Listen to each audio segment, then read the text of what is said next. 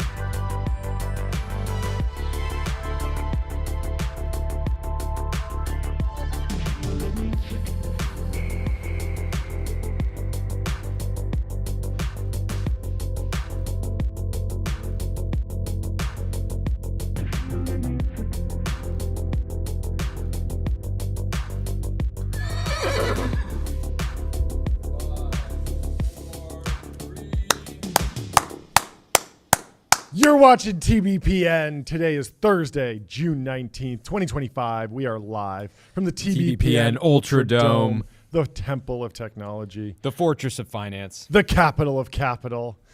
We have a great show for you today, folks. There's some breaking news that's dropping right now. I think we got to go to the printer cam. Really? Because we have an update from friend of the show. Let's see if this works. Do I need this? No. It's we need a moment of silence gong. But because it's about the Elon Musk news out of SpaceX. But we got an update from friend of the show, Ashley Vance, coming in here hot. He says, I happened to be at Neuralink last night when Starship went boom. And so was Elon Musk until well past midnight Pacific time. He was in a 3-hour plus long meeting when the explosion happened. Meeting ended. I assume that's when he learned about it. And then he went back to work. Wow. An absolute dog. What a grinder. I mean, video was absolutely insane. It was. We will cover it in a little bit. Yep. You had shared a transcript from it crazy. with me earlier this morning. I had seen the video of it going boom. Yep. You shared this transcript where one of the engineers is saying, hey, really quick, Sawyer, we just observed a couple of vents coming from the common dome in between the LOX tank and the methane tank. And from this angle, it almost looks like the methane tank is gone. Then he actually says question mark. Is that normal? Jack, is that normal? Yeah, it's crazy. I'm seeing some venting. Is that unusual? Is that normal? And the guy goes, yeah, it's probably normal. And then they really literally quick, say famous. I've just You have the video? I just sent the video. Yeah, to let's the play team. it. Let's play this. I have no idea if this is actually related. We'll have to get someone on the show to dig into like exactly what happened. I'm sure there'll be a post, like a post-mortem on the explosion. They did say famous last words, and then shortly afterwards, it exploded. The entire. It is a crazy, crazy video. And out really quick, Sawyer. Let's see if we can pull this up. In the meantime, let's tell you about ramp.com. Time is money, save both. Easy to use corporate cards, bill payments, accounting, and a whole lot more all in one place. Go to ramp.com to get started, of course. The other two major news stories we want to cover today: $10 billion, the price to buy the Los Angeles Lakers; $15 billion, the price to buy Meta and AI leadership team. Fantastic post by Alex Conrad. I've just observed a couple of vents coming from the common dome in between the LOX tank and the methane tank. And from this angle, it almost looks like the methane tank is gone? Question mark? Is that normal? Jack, is that normal? And then I actually edited it out a little bit. I'm seeing some venting coming from in between the methane tank and the LOX tank. Is that usual? Is that normal? Yeah, that's probably normal. Keyword probably. Famous last words. Yeah, weasel words. Famous last weasel words. These guys are just broing out on a live stream, watching like a static firing test. This is not a launch. They're not trying to launch the rocket. They're just putting it on the test stand, firing it up to make sure that everything works, and it just completely exploded. We'll go deeper into that and some of the reaction and the news in a little bit. But in the meantime, let's talk about the other piece of breaking news that came out of the printer just after we got off the stream yesterday. Oh, right. This is news from The Information. Meta is in talks to hire former GitHub CEO Nat Friedman and Daniel Gross to join AI efforts. And partially buy out their venture fund. Yes. So there's a ton of details here. So let's read through The Information article, and then we'll go to some of the reactions. So Meta Platforms is in advanced talks, not just talks, advanced talks. Has that been defined, quantified? What does that mean? Like, are we past coffee meeting? Is this a 30-minute? Is this a 2-hour conversation? How long are the talks until they become advanced? Yeah, I must know. Exact numbers are being thrown around. Yep. It's very possible. Yep. So they're thinking about bringing in Nat Friedman, Daniel Gross to help lead AI efforts.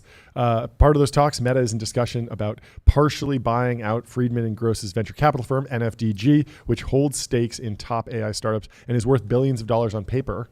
If the talks are successful, Gross would leave Safe Superintelligence, which he co-founded with former OpenAI chief scientist Ilya Sutskever last year. At Meta, Gross is expected to work mostly on AI products, while Friedman's remit is expected to be broader.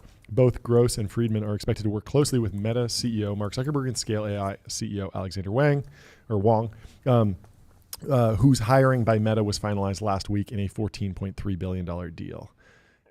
Big numbers being thrown around. I think this is gong worthy, even though we're just in advanced talks. We got to hit the gong. We try not to hit the gong for advanced talks, but scoops are scoops. It's such a big number. Fantastic. Hit, strong hit. As part of the talks, I guess some, immediately a couple things I was thinking about when I saw the headline.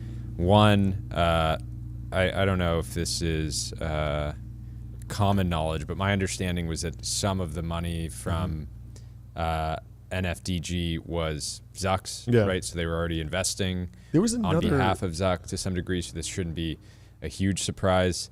And then I think the bigger thing is, what does this say about SSI, right? If DG is willing to leave SSI, despite it being, such a young company and already valued, I imagine DG stake is in the billions of dollars there. Yep.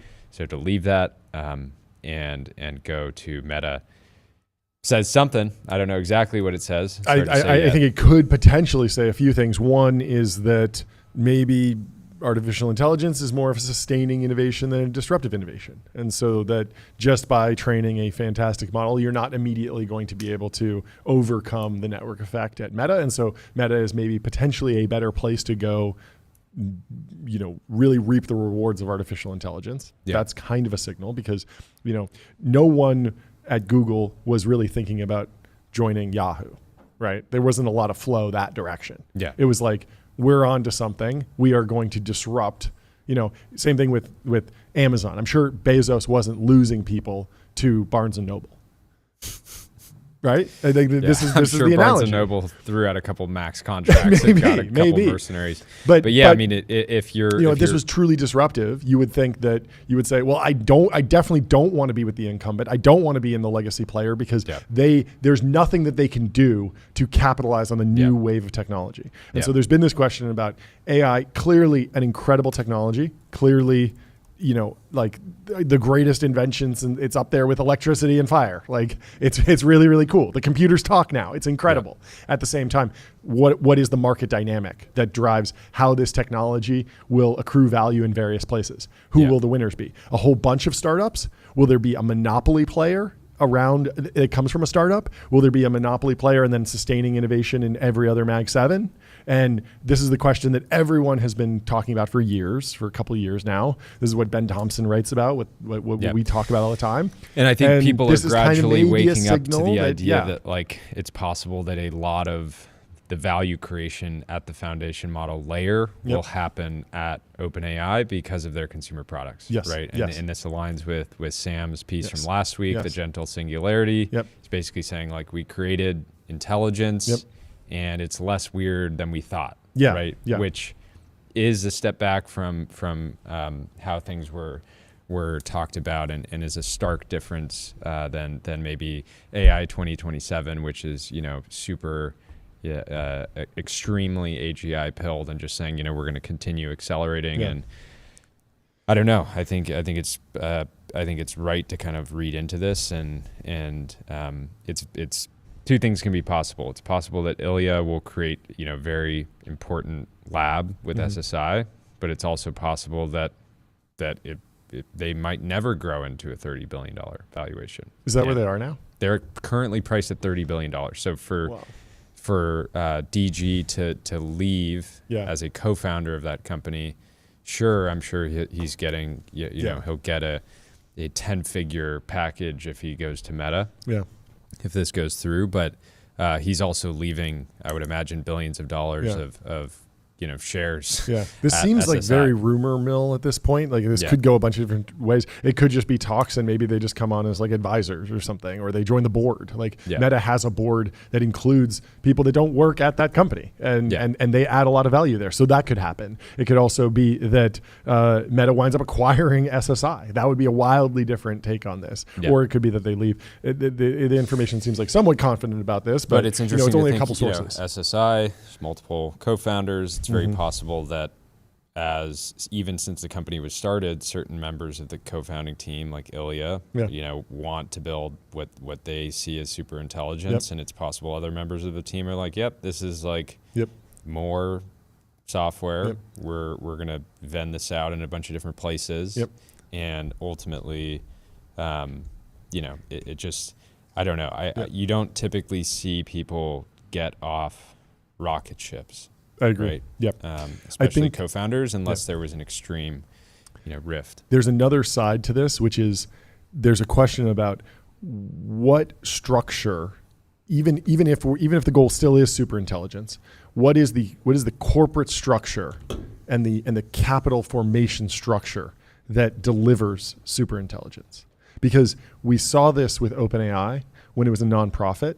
There was simply no way to marshal a $10 billion donation to a nonprofit for a large GPT 4.5, GPT 5 level training run. There was no way to marshal that type of capital. Like the richest people in the world had already donated $100 million, and there was not really a lot of appetite for, next year I'm 10xing my donation. And so they had to become a for-profit. Then you look at the flywheel of what it takes to continue to develop and continue to do these training runs and continue to invest in reinforcement learning. And it feels like you need a data feedback loop, and you also need a financial feedback loop to be able to justify more and more investments. And so if we're going to talk to Mike at ARC AGI, and there's this interesting thing that we heard, which was that the reason that the foundation models are not able to one-shot ARC AGI right now is because they're all just like doing a nice thing and not reinforcement learning on it. But if they actually did like some fine tuning around it and they were like, hey, we want to knock this model off, they could. And what that tells me is that for any really well-defined problem like chess or Dota 2 or Go or League of Legends, like you can go and say, hey, we're doing a specific training run for this one problem, and it's going to get really good at it. The weird thing is that the economy and the global value creation chain from humanity is potentially extremely long-tailed. There's potentially not just like 5 skills, like, oh yes, IMO level math and you're good and you generalize. You might need to go and dig into all these different pieces of value, and having a feedback loop or an economic model like what OpenAI has with their app that generates a ton of revenue, or like what Meta has where they can deploy these products in all sorts of different ways and get billions of people using them very quickly, that actually might be a more like, it might be the only way forward. You might not just be able to go into monk mode, come up with the perfect algorithm, and then train it on some like medium-sized cluster. You might actually need to just scale energy, scale data center capacity, and scale users smoothly for decades to get there. So I don't know that this is updating my like probability of super intelligence ever happening. The question is it's more like how where many will it different labs that are losing billions of dollars a year can the capital markets support, and for how long? Exactly. Right. Yeah. You have XAI, thinking machines, safe superintelligence. Yep. Anthropic is kind of an OpenAI or in their own categories, and that they are generating a lot of revenue. Yep. It's also hard because it's not like biotech where if you come up with a machine learning algorithm or you come up with, the transformer, you patent it and then you just make money off of it forever. Like that's not the way these innovations. Forget to renew. But that's not for Novo Nordisk. Like if that was the case, I would actually be maybe more bullish on SSI because I would say, well, Ilya is clearly like an incredible researcher. If he goes into his team and comes up with the next great training paradigm and then patents that and is able to license that to Google and OpenAI, that could be extremely valuable, but that's just not the way the structure of the market is. It's not like drug development. Exactly. Anyway, it's a fascinating story. There's been a ton of reaction to this. Nick says, this is somewhat related. Karpathy literally said Meta's llama ecosystem is becoming the Linux of AI and you're blackpilling. And so this was kind of like a narrative violation. A lot of people have been should get a little bit more into the article because it does give some important color. So Friedman has been involved in Meta AI's efforts for at least the past year. In May 2024, he joined an advisory group to consult with Meta's leaders about the company's AI technology and products.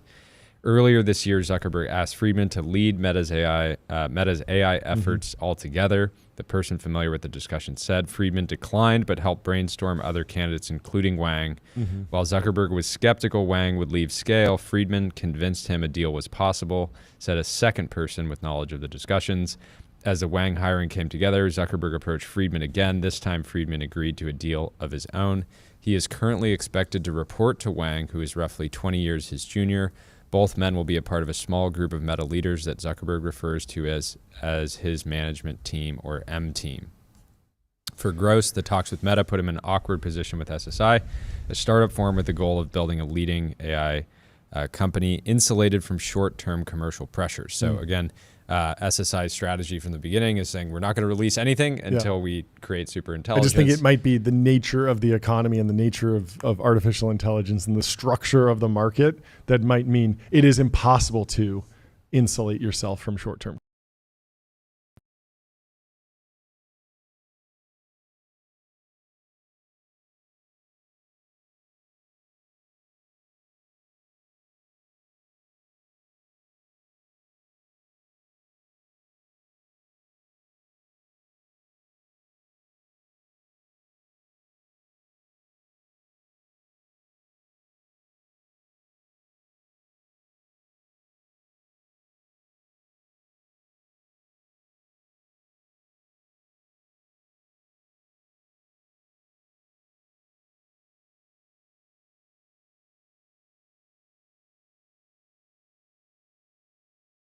From investors such as Green Oaks, Andreessen and Lightspeed Venture Partners. It has also raised money from Sequoia Capital. They basically got everybody. They got the whole crew together. Together, Friedman and Gross have invested in some of the buzziest AI startups, including search startup Perplexity and robotics startup The Bot Company. That's Kyle Voigt's company. The firm had more than $2 billion of assets under management as of the last year, though that figure is likely higher now with the increase in value of some of their startups. It's wild. Anyways, this feels crazy, but Nat Friedman independently going to work at Meta is not that crazy. I feel like the craziest part is, is someone like DG going from SSI to Meta, but at the same time, it's very possible that SSI and Meta could work out some type of relationship, and maybe that's not getting reported yet. What's interesting is that both of these guys, Daniel Gross and Nat Friedman, were both at one time thought to be like future really, really significant leaders in Mag 7 companies. So Daniel Gross, he started an artificial intelligence company, I believe went through YC, and then, or maybe he went to YC after, but he sold it to Apple. And at Apple, everyone was kind of like, wow, now that he's in there leading AI at Apple, he's going to be kind of like this young, incredible talent. Maybe he'll be like the next Steve Jobs. Maybe he'll like take over the company one day. Yeah. And people were kind of like waiting for that, but it didn't seem like Apple was really set up for this. Accepted into YC in 2010. He was the youngest founder ever accepted. Yeah. And then he went back as a partner shortly after because he left Apple. But there is a different like fork in the road where Daniel Gross is like next in line to run Apple after Tim Cook if they were set up to empower someone young, which I don't think any of these big companies really are necessarily, maybe except for Meta. And then Nat Friedman has the same thing where he's CEO of GitHub. He goes into Microsoft. You know, it was always a possibility that, you know, GitHub's really important for this $500 million business. It's growing, it's code gen. Like he's set up in the tech industry. Like he could have potentially taken over for Satya Copilot, at some point. Yeah. That's just Copilot. And so there was a world where you could see them at the ranks, but we don't think about it this way because most of the succession plans in manager mode big tech companies are more managers. We don't tend to acquire founders and let them take the helm. But Zuck, it's not like he's stepping aside by any means, but he's very much leaning into this idea of like, there is something special about these founders, these people who have built companies, these people who are at the heart of the technology, really, really in the midst of things. Get them on my side at any cost. And I love it. I think it's amazing. I think Nat and Daniel both want to make a dent in the world, especially in the context of AI, right? So they're not going to want to go to Meta and just cruise and make ads 10% better, you know, that kind of thing. Make it easier to generate. You do this deal and then you just go and invest. I don't think that's going to happen. No, I can't see it. Anyway. It'd be interesting too. I wonder, you know, would they continue to be able to invest, you know, independently, or would they just, you know, or would there be kind of structure that says like, no, you have to, you actually have to just go all in on this. If I was Zuck, I would hope and expect for that, but who knows? Whatever they're working on, I'm sure they'll be using Linear over there. Linear is a purpose-built tool for planning and building products. Meet the system for modern software development, streamline issues, projects, and product roadmaps. And they got Linear for agents, folks. Dylan Patel is doing a little meme on this. Zuck founder mode master plan. Don't pay the PyTorch and LLM people enough. Lose 20% of the Torch people to thinking machines. Hire Alex Wang, Nat Friedman for $10+ billion to help you recruit talent. Inflection back the Torch people at 10x their previous total comp. And so Dylan's obviously saying like you should have just bet on the same people earlier and kept them. Unclear how much of it was, you know, really about pay, but clearly that is not a gating issue anymore. The floodgates have opened. This was something that was identified earlier. We covered a timeline post about this where it was like how will Apple compete in a world where like they can't justify paying anyone $10 million a year, like if that's the new normal, or that's like the value of some of these people that are going to do some of this research. You're going to be kind of hamstrung, and it's not because you're not spending $10 million on an organization. It's because you're not spending $10 million on a person, which is a crazy new thing. Yeah, Sam Altman was taking shots at Meta that's on this the week. Cover of the Financial Times today. I got it right here. And Meta basically, attempting Sam came out and said developers. Meta started making these giant offers to a lot of people on our team, like $100 million signing bonuses and more than that comp per year. I'm really happy that, at least so far, none of our best people have decided to take them up on that. Yeah, the metagaming here is like wild. It's so good. 3D chess. Yeah, it's none of our best people. He's just getting into Zuck's head. Yeah. So somebody had a good breakdown of that. He says the strategy of a ton of upfront guaranteed comp and that being the reason you tell someone to join, really the degree to which they're focusing on that and not the work and not the mission. I don't think that's going to set up a great culture. Altman added. I mean, the only thing here is like tell that to the world of like Wall Street and like hedge funds, where like if somebody's just really good at making money, you'll just offer them like a maxed out contract to come over to your team, and it's entirely like motivated by the money value that they're creating, but and it's the very value that they're trackable, creating, and it's a lot but harder in in tech. this But case- still, it's clearly up there if you're moving the market cap. Like you can kind of tell. Spore says, is Ilya SSI already DOA? If its co-founder is potentially about to be poached? Good question. Swick says these guys are already centimillionaires, so we're not talking about $100 million signing bonus anymore. It's the first $1 billion signing bonus in history. This is going to cost. Zuck clearly is in spend mode. If you think about 100 million bonuses are high. This is a guy who lost 14 billion in 2022, 16 billion in 2023, 18 billion in 2024, and 20 billion in 2025 to invest in VR. All he has to do is cut VR spend for 2025, and he has more money than Anthropic has raised in its entire lifetime. Wow, hadn't put it in that terms. Never bet against Zuck long term, but I think we're in for another costly period of investment, and we know what happened last time he went so hard on a thing. We do not have the balls or imaginations to do what he is about to do. Yeah. Can you imagine being amazing. Tim Cook running Apple, Yeah. $3 trillion company, making a paltry 74.6 million in 2024? Just looking after just going through the most brutal year of his time at Apple, like It's brutal. pulling the company back from the brink of this like trade war. Yeah. He's executing sitting there. fantastically. He's And checking his pay he's stubs, being he's like, I'm co-founder making of Scale who doesn't even work there. Just got paid out bigger than me. When you put it into context that some 24-year-old AI researcher who's cracked and like deserves a great role at a great company with great pay, making more than the CEO of Apple. It's rough. It's just good. absolutely brutal. So Anyway, we still need to organize this protest, hit the streets for Tim Cook. we do. Head over to Cupertino. Yeah, we do. We should design some posters in Figma for it. Absolutely. Go to Figma.com. Think bigger, build faster. Figma helps design and development teams build great products together. Nathan. While all these friend of companies the are show. duking it out, Figma is powering Yeah. the design teams of all of them. Yes. So it's kind of It's like a one hand washes the other scenario. We'd love Yeah. to see it. Nathan says Zuck paying Switzerland out for Juan design, Gross you and Friedman to lead to AI for tens of billions of dollars was not on my bingo card yet. I don't think many people predicted anything like this happening. I think everyone was kind of saying like there's probably going to be like some sort of V2 of the Llama strategy, but being so talent focused, I think was not on the table. It was more like, okay, maybe they'd do an acquisition of a foundation model lab, or maybe they would just build an even bigger data center since they have abilities there.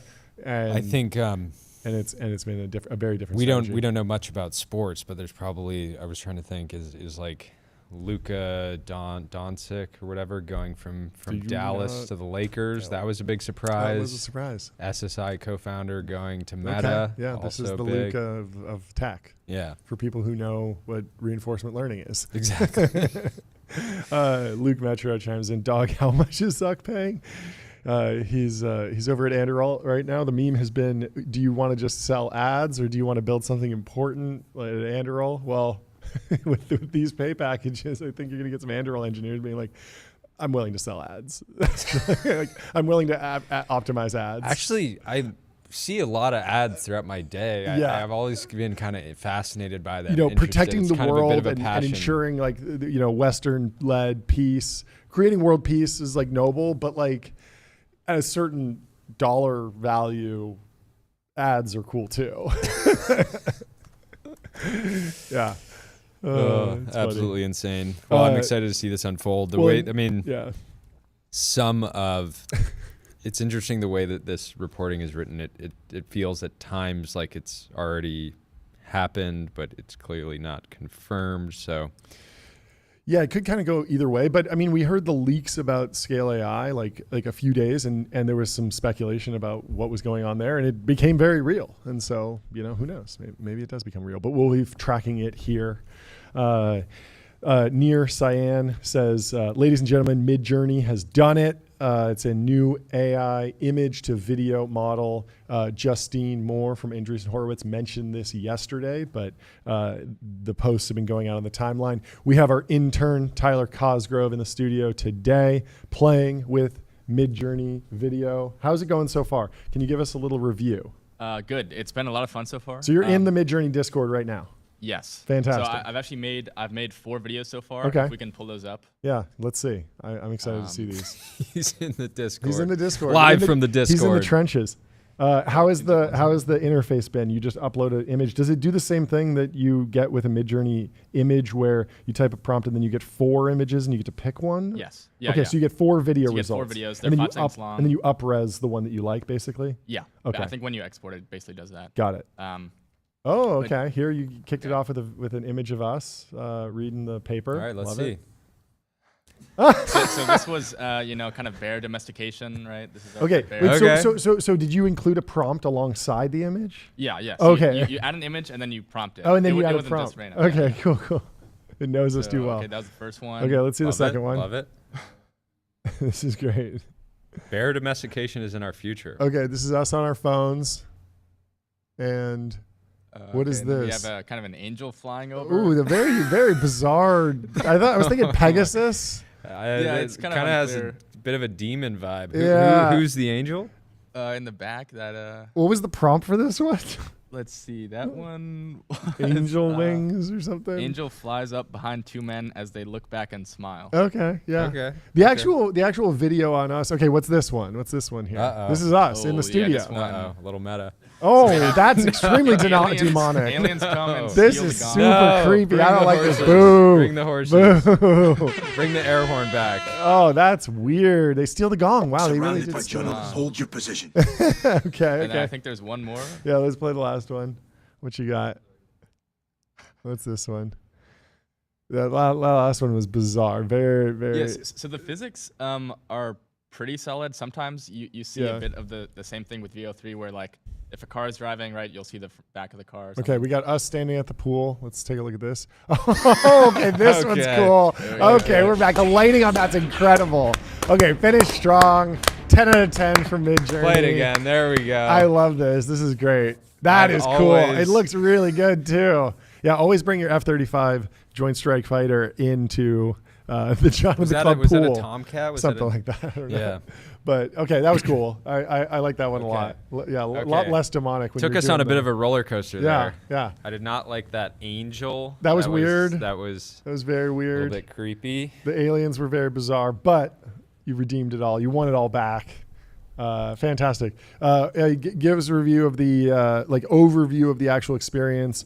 How long does it take to generate these? Are you hitting rate limits? How much does it cost? Give us like the breakdown of the consumer experience. Yeah, it's really good. I mean, I think so. I'm on the $30 a month plan, Okay. which is kind of the mid-tier one. So But 10x it's cheaper very than fast. VO3. I mean, it takes probably 10 seconds, 15 Wait, seconds. whoa, It's really fast. Okay, VO3 is like 2 Yeah, minutes. so you can Yeah. iterate like super quick. Oh, that's cool. Okay. But it's very easy to use. I mean, I haven't used.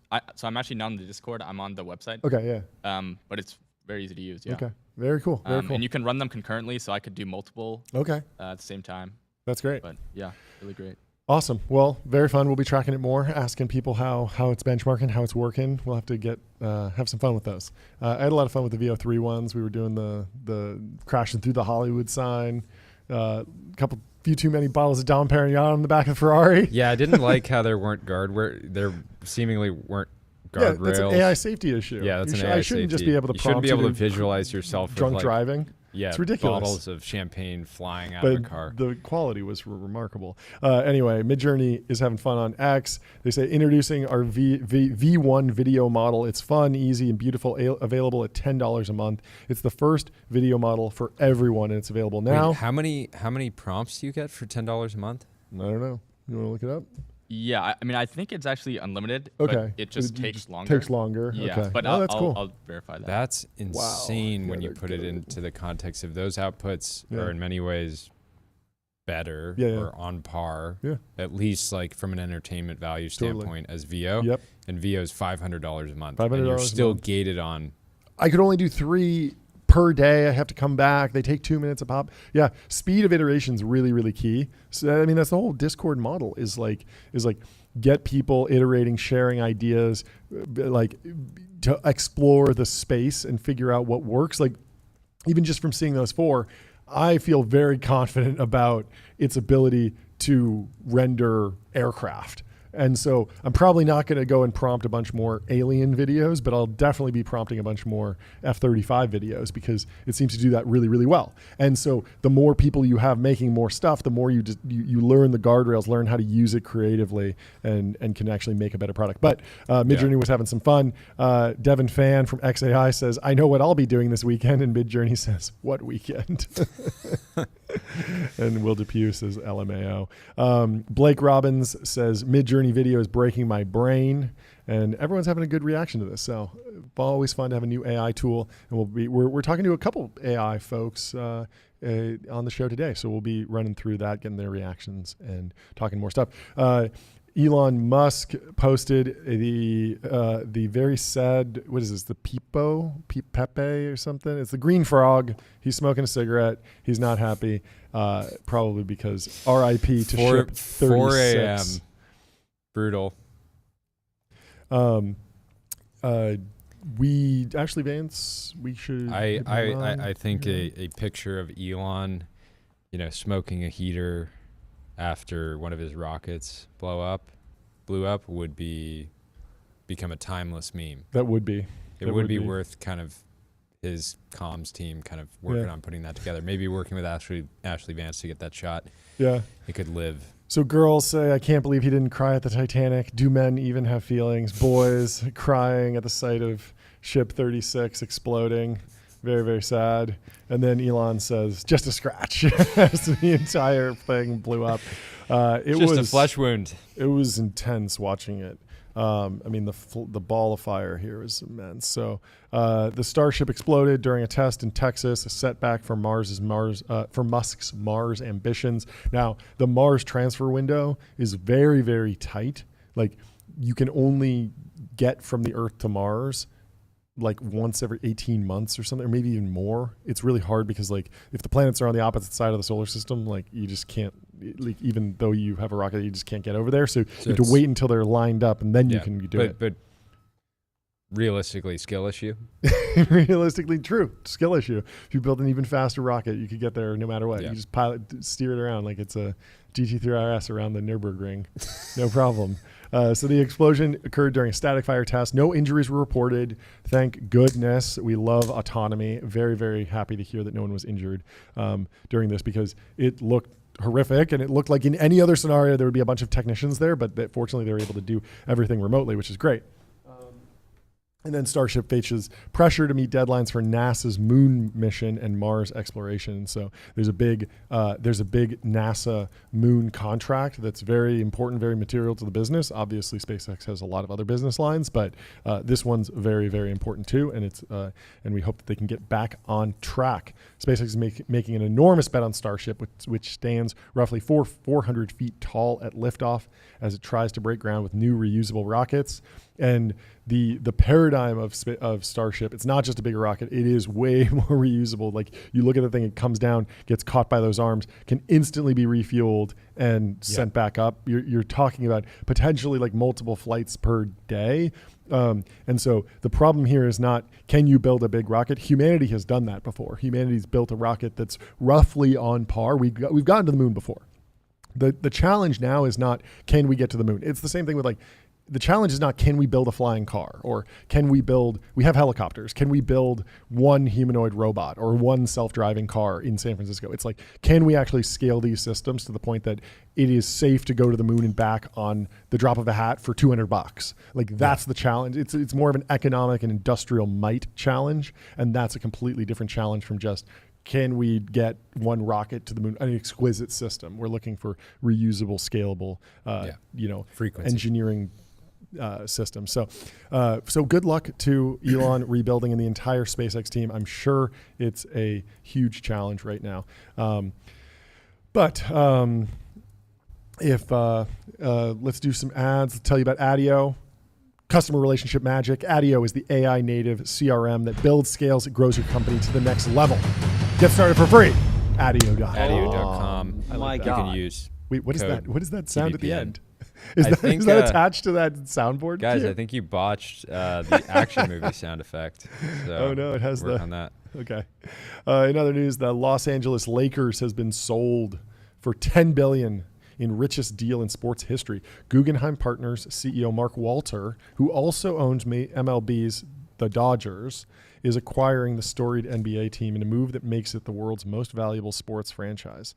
And it's so funny because like the Wall Street Journal's framing this is like, this is the biggest deal ever.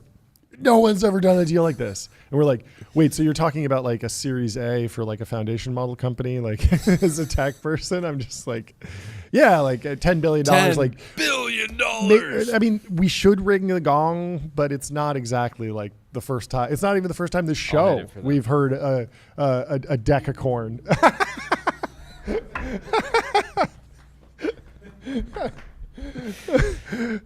Congratulations to the Lakers, Mark Walter and the whole team. It's fantastic. Major premium to the Boston Celtics, who sold for $6.1 billion, and now the Lakers is the most valuable sports franchise.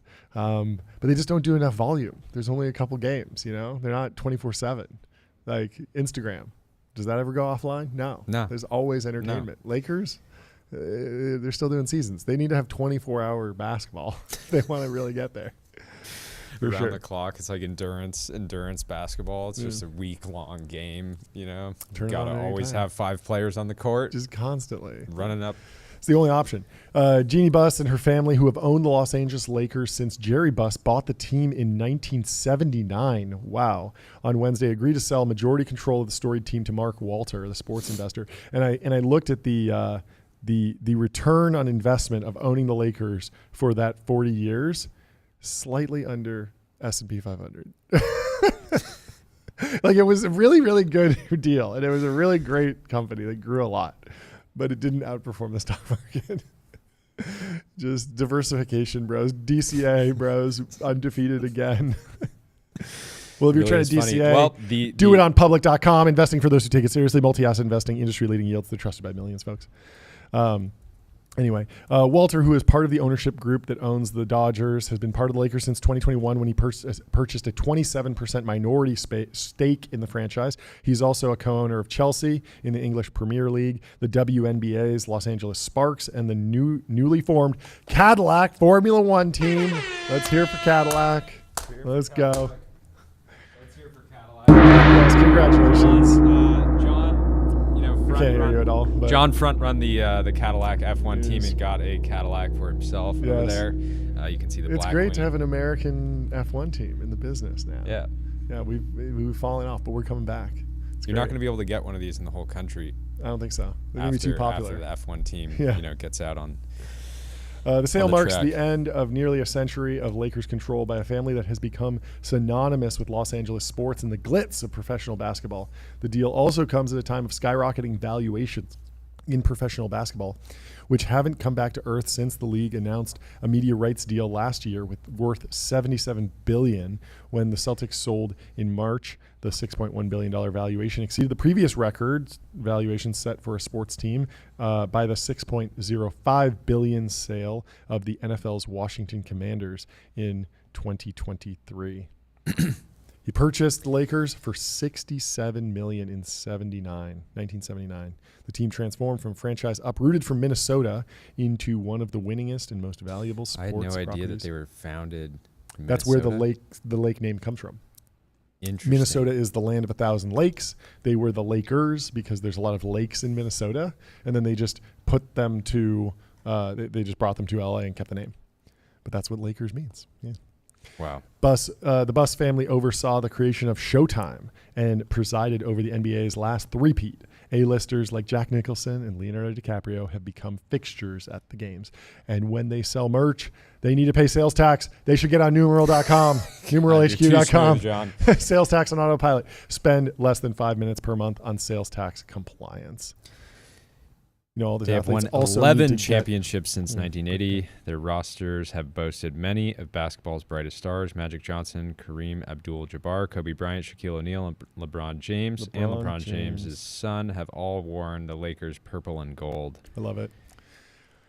It's such a cool, the father-son duo. I mean, I feel like that should have been a bigger national news story. It's such a cool thing. I think it's not Like if they were like winning championships together immediately, that might be a different story. But it's just so insane that you could be playing professional basketball just because with your son. You could have amazing.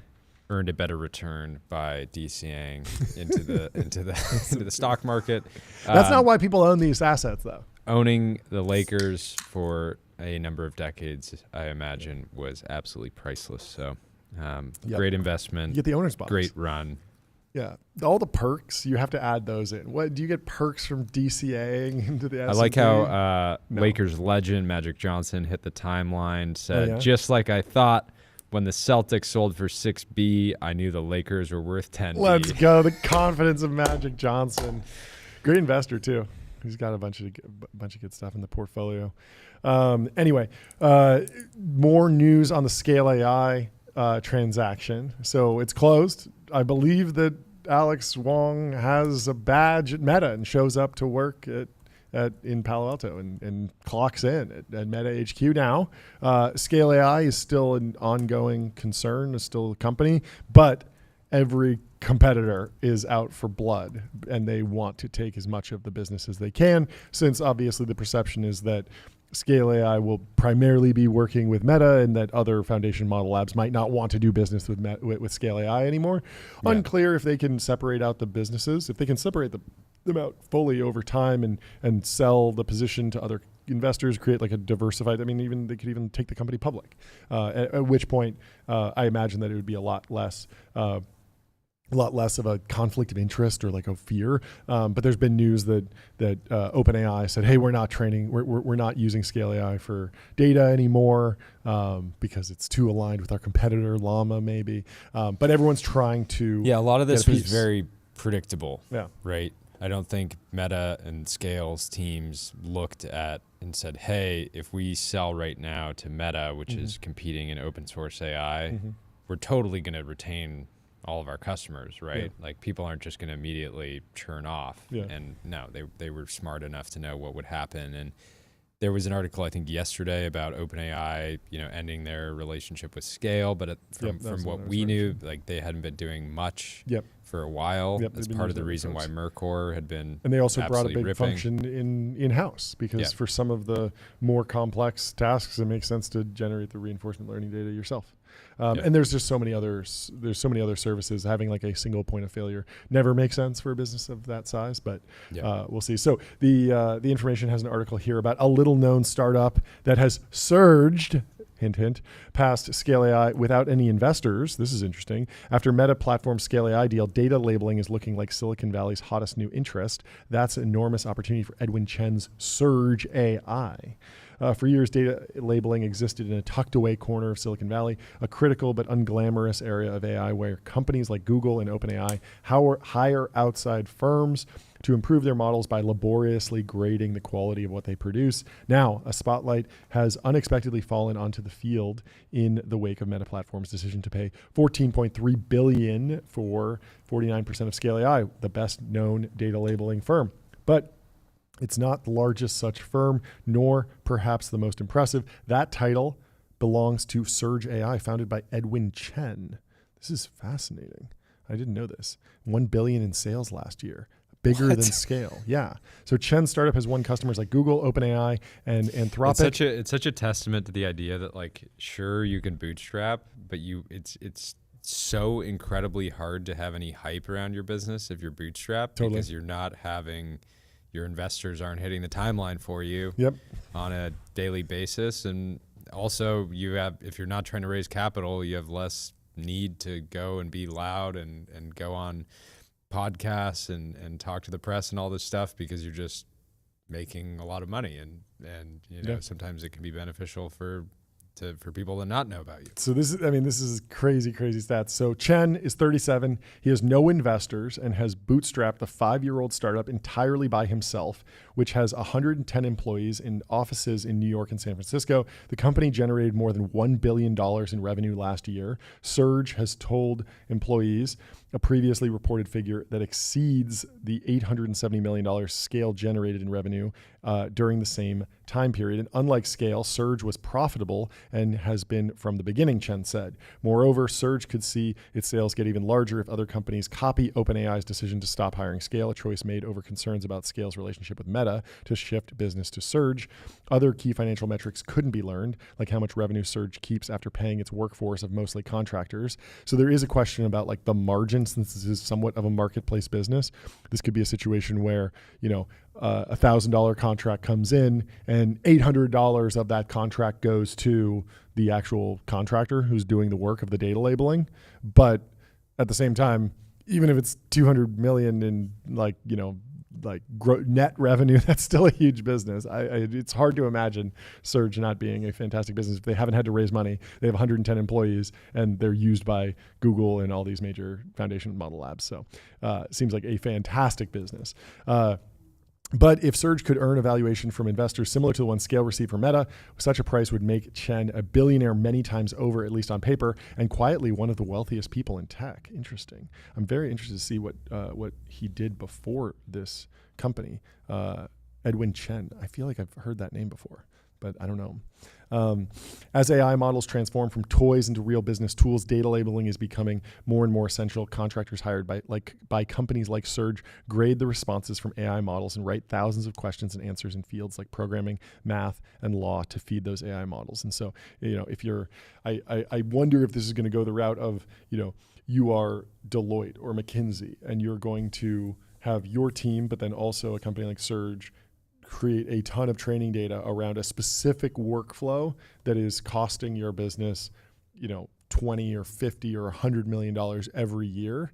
And then, so it's like, instead of like the AI BDR that's like kind of generically writing emails based on like the average of the entire internet, it's like, no, this is a fine-tuned for your business, perfectly trained, perfectly, and it really distills what you do excellently. I don't know if it'll go that way. I'm interested to talk to people about it. As AI models, so Surge's subsidiary, Data Annotation Tech, says workers get paid to train AI on your own schedule, with wages starting at $20 an hour. Chen has distinguished Surge by making it the high-end shop, charging premium rates, often 2 to 5 times what Scale might bill. Surge justifies the prices with its reputation for industry-leading work. Indeed, one former Scale employee said Surge often performed better than Scale in customer audits of labeling quality, and competitor Garrett Lord, who's coming on the show today, who runs Kleiner Perkins-backed Handshake, readily acknowledged that Chen is the number one player. So I'm excited to talk to Garrett Lord today about this exact topic. Should be very interesting.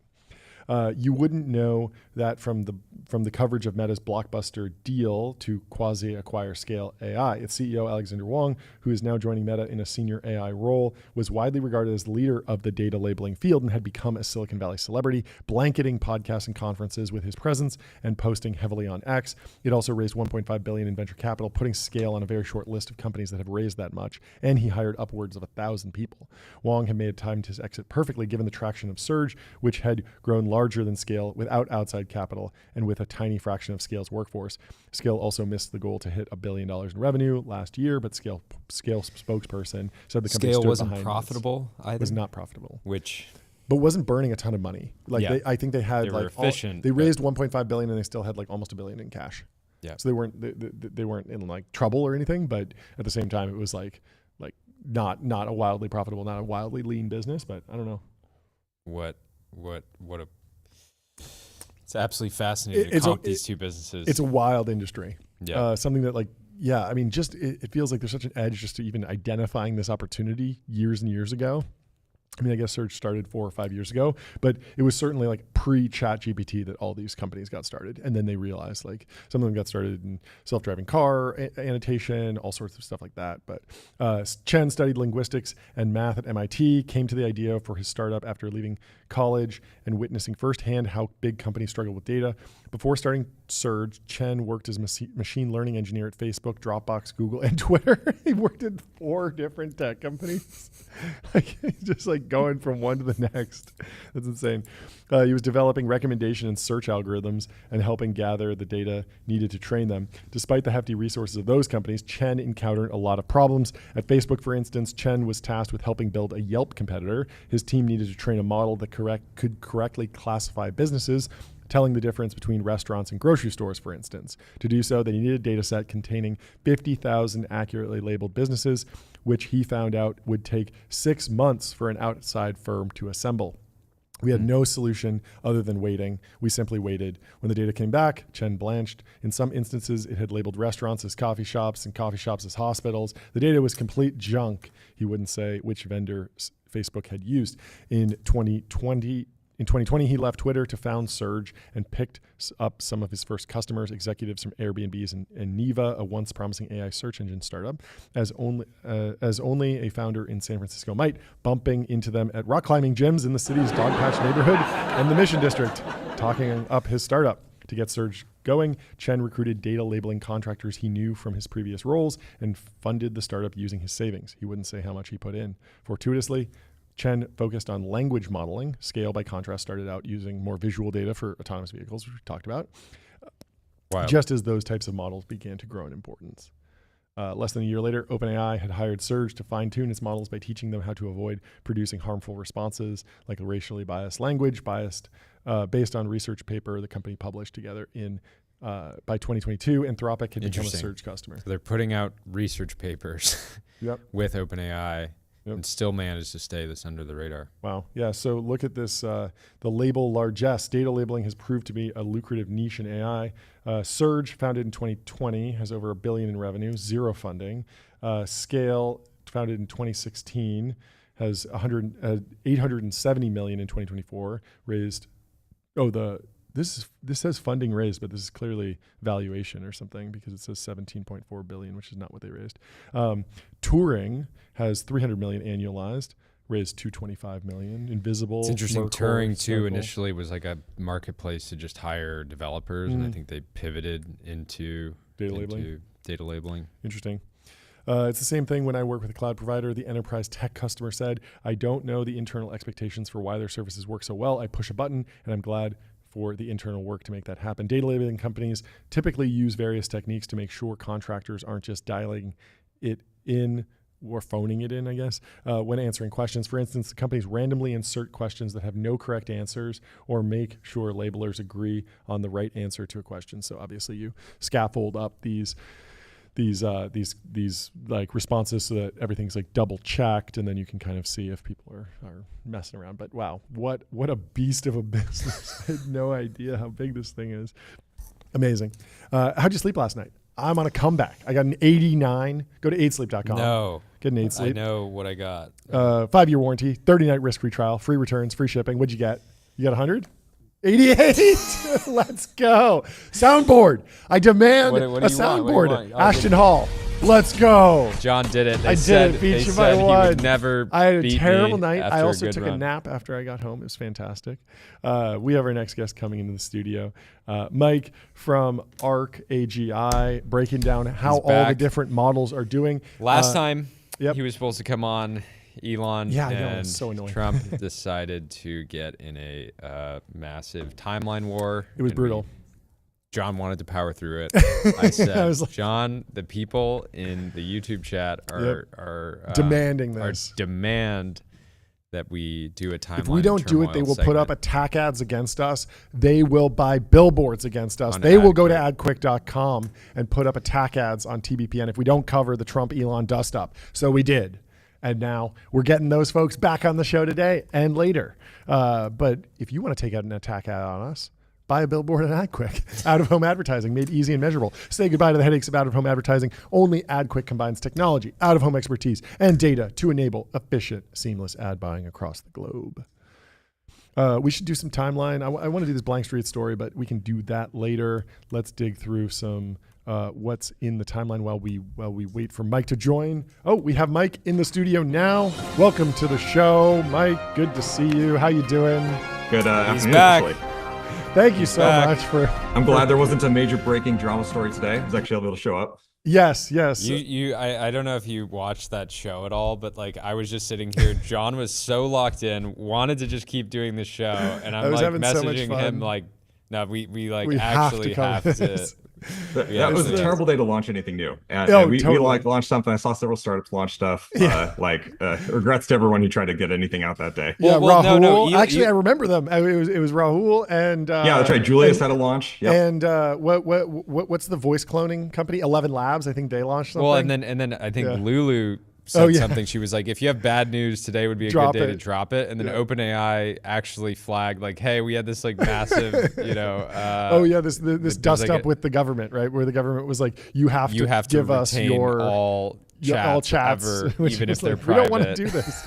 But yeah, I mean, that was like serious. Like, I mean, that got, we're still looking at actually, end results of that, but that went really deep into the world. I feel like much more than, kind of maybe even got reported on. Like every single chat thread I was a part of was basically like, should I like stop using ChatGPT as much? I don't think what was that unique to ChatGPT? Because it feels like Anthropic has a similar policy. It seems like Google might have a similar policy. Like there was that story a year ago about a man who was using a Google phone with a Google Fi cellular connection and had all of his data stored in Google Drive and Gmail. And he took a picture of his child to send to a doctor, and it was kind of like a nude photo of the kid to inspect the child for like a physical medical problem, and it got flagged as child abuse material by an automatic system, and the automatic system basically deplatformed him from everything Google, and so he lost his email, his phone number, all of his Drive stuff, and it was like a false positive, but it was really hard for him to get back through there. And so I guess my question is like it seems bad when we hear the story in isolation, but maybe the problem is not the individual company, and it's instead like the government policy, and this applies to all the different companies. But I don't know. Two things can be true. One is that it can be a massive overreach by that court to say, basically you need to eliminate privacy on your platform. And you can simultaneously have questions around, maybe I should use this product in a different way. And it's the inflammatory nature of it is that people use ChatGPT as like a confidant that and tell it things that they wouldn't tell anyone. They wouldn't tell anyone in their life, and they're having those conversations. And I think that's why it struck such a chord, because that's true. I just saw some reporting from Coatue this week that like ChatGPT minutes per day are up to like 30 minutes a day now in usage. And like it's like closing the gap with like Instagram, which is just sort of nuts to think that like, I mean, who would have thought a productivity tool would ever like be on par with like a social like media app, right? In terms of daily usage. It's so fun. But the interesting thing is it's filling a similar void. It's like it's delivering digital companionship in maybe the way that social media products historically did, without any social element to it at all. Just like this one-to-one. It's interesting to think like, we went from like, what your friends are doing is like the most interesting thing to like what the Kardashians are doing is like the most interesting thing to like actually maybe the most interesting thing is like this person that knows everything about you and is always on and always willing to talk, and who knows. I think the consumer habits definitely being formed around this stuff today. I mean, I find myself all the time like, instead of scrolling YouTube looking for an interesting video essay to explain how, I don't know, like global shipping lanes work or something like that, just going to ChatGPT and saying, hey, like break this down for me, and then I can just ask a follow-up and dive exactly to the layer that I want. And so, I'm definitely in that camp of using ChatGPT just as like an exploration and entertainment and education tool, an infotainment tool, much more than Instagram right now, at least for me. But enough about that. What is new in your world? How should we frame kind of the current horse race between all the foundation labs? Okay. So I'm going to share a link. I don't know if this is something you all can pull up. We can pull it up. So this is a post that we published a little over a week ago So, I think there's been this really big, like, what's the frontier right now in sort of AI progress, right? The massive shift in the last 6 to 9 months has been moving from this regime of like scaling up pre-training with more and more labeled data into these like test time compute, test time adaptation regime. People call these AI reasoning models, right? We're giving these models time to think out loud, additional data. Every major lab now, pretty much at this point, I guess, except for Meta, has one of these systems that we've been able to test and report results on. And I think there's some really, really interesting stuff we're starting to see. I think the most notable thing is that like there's not an absolute clear winner across the sort of like landscape right now. There's basically a sort of Pareto frontier that's emerged. One of the most important things, if listeners are like listening here, I think you should take away is that like anybody who gives you a benchmark score on an AI system that is a single number is just marketing to you.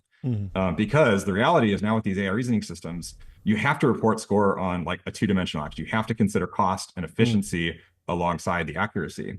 And all these different lab providers have come out with different AI reasoning systems that sort of score differently. They're trading off cost for accuracy at different points. So like if you want just like the absolute highest highest rawest horsepower, sort of cost and time is no option, O3 high is going to be your like clear winner today for that. But if you're somebody who's saying like, hey, I want to plug in an AI reasoning system into an existing product I have, where I want like faster answers and I'm willing to sacrifice some raw horsepower for generality for like quicker response times, lower cost, you might look at something like Grok or Gemini 2.5 Pro Thinking. There's not like a single like best answer, which I think is pretty interesting. And we haven't seen like this sort of frontier is I think what all the labs are really working to try and figure out, okay, how can we get accuracy as high as we can, but also we got to try and keep costs as low as we can down in the human efficiency realms. Yeah, I've noticed that more recently with kind of my default usage in ChatGPT. 4.0 seems super fast, but I always am thinking like, oh, I should maybe put this in 0.3 Pro, but do I want to wait 10 minutes? And I'm making that kind of like economic calculus there, even though because I'm on the Pro plan, it's not an economic cost, not a direct, I'm hitting a $5. It's more time for you, right? It's like time. Wait 13 minutes. Yeah, exactly. And so I'm kind of like doing a 4.0 thing over here and then switching back and forth. It's a very odd paradigm that we never really had to deal with in computing necessarily before. I mean, I guess like if you were downloading like the 4K illegal Blu-ray versus the am I willing the to SD, 12 hours. which we of course we never did, purely hypothetically. But if you were on a torrent site, there was a time trade-off between watching a screener. I think this is actually one of the reasons these AI reasoning systems, I would assert. And I don't have inside baseball on the data, but like from the outside looking, I think there are some interesting suspicions that would suggest that these like AI reasoning systems, at least today in their current form, have like relatively weaker product market fit compared to the like non-reasoning based systems, right? The pure language model based things. Interesting. That's a huge violation of the DeepSeek narrative that I felt like was really bubbling up. Was DeepSeek came out with like the first just like open access reasoning model. Like reasoning had been tucked behind the OpenAI paywall. And so the pro users were familiar with what reasoning models could do. Everyone was very excited about them in tech or in the early adopter crowd. But DeepSeek, when that app came out and you could just install it and instantly see the reasoning chain, it felt like everyone's like, oh, everyone's going to be addicted to this forever and this is going to be the new paradigm. But it seems like that might not necessarily be happening. Jordy, do you have something? Or I wanted to talk about like spiky intelligence and how that plays into this. We had this, someone came on and said like, I think it might have been Sholto actually talking about Arc AGI, just saying like, hey, all the foundation labs kind of have like a truce that we won't reinforcement learn specifically against Arc.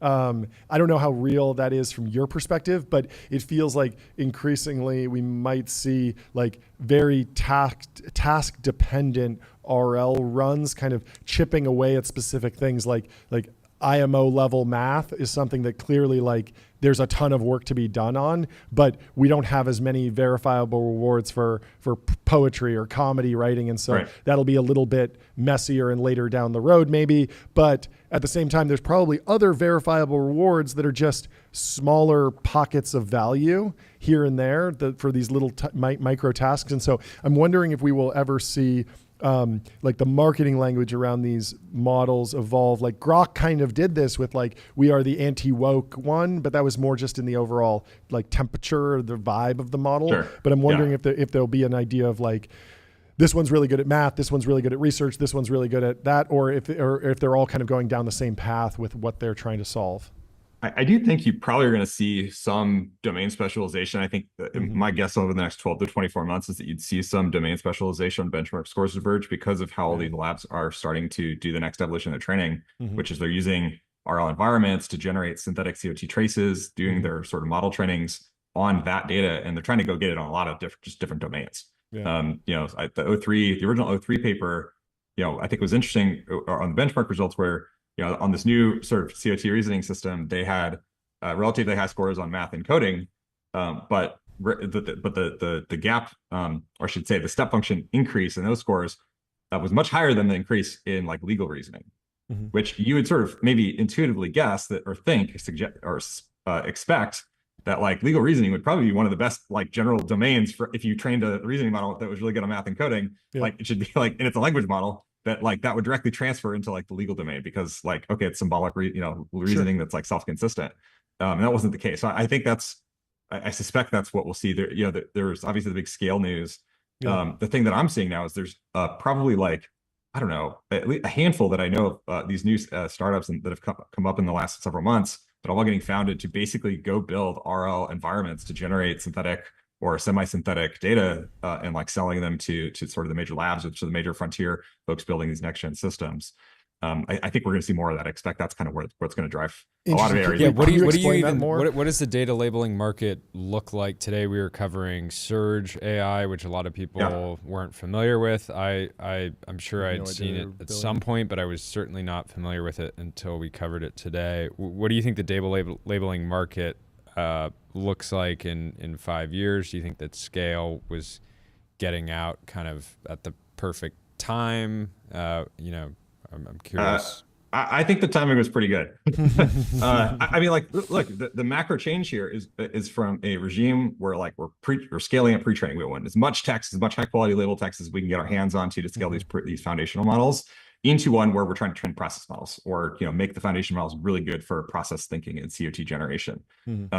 That is a complete shift in how you want to generate that data. You want an RL environment that you can generate lots and lots of COT traces, really very long traces over long running tasks as well, and you can feed all that right back in, and then take advantage of the scaling laws we already know about language models and how they work and how the performance increases as you can get more examples of the data there. So my like, I guess like macro bet would be sort of the trend is heading down towards like the pre-training scalable stuff. And, so significantly higher on RL environments. Yeah. So when you say RL environments, what you're talking about is moving from a paradigm of I go to a data labeling company and they hire a ton of contractors to generate new text or verify the responses or grade the responses from these models, to I am now hiring top machine learning engineers, AI scientists, and having them design an environment that the reinforcement learning can happen like autonomously within the system, right? Or we are effectively like these new startups that you mentioned, they are taking the massive like hundreds of thousands of contractors like out of the loop for the next runs. Is that correct?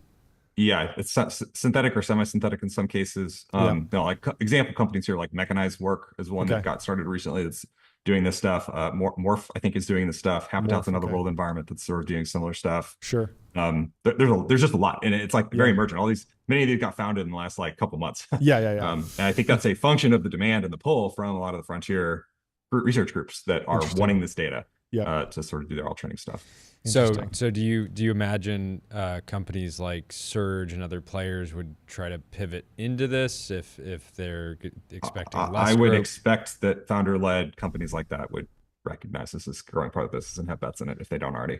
I was always wondering, like the whole story of scale was kind of a series of like various booms in training data. Like the first one was data labeling for autonomous vehicles, and it seemed like that grew very, very quickly. And then the training paradigm around Waymos kind of shifted away from, hey, we need more and more labeled training data, to something else, and you're just having the cars on the road and generating real world data from that.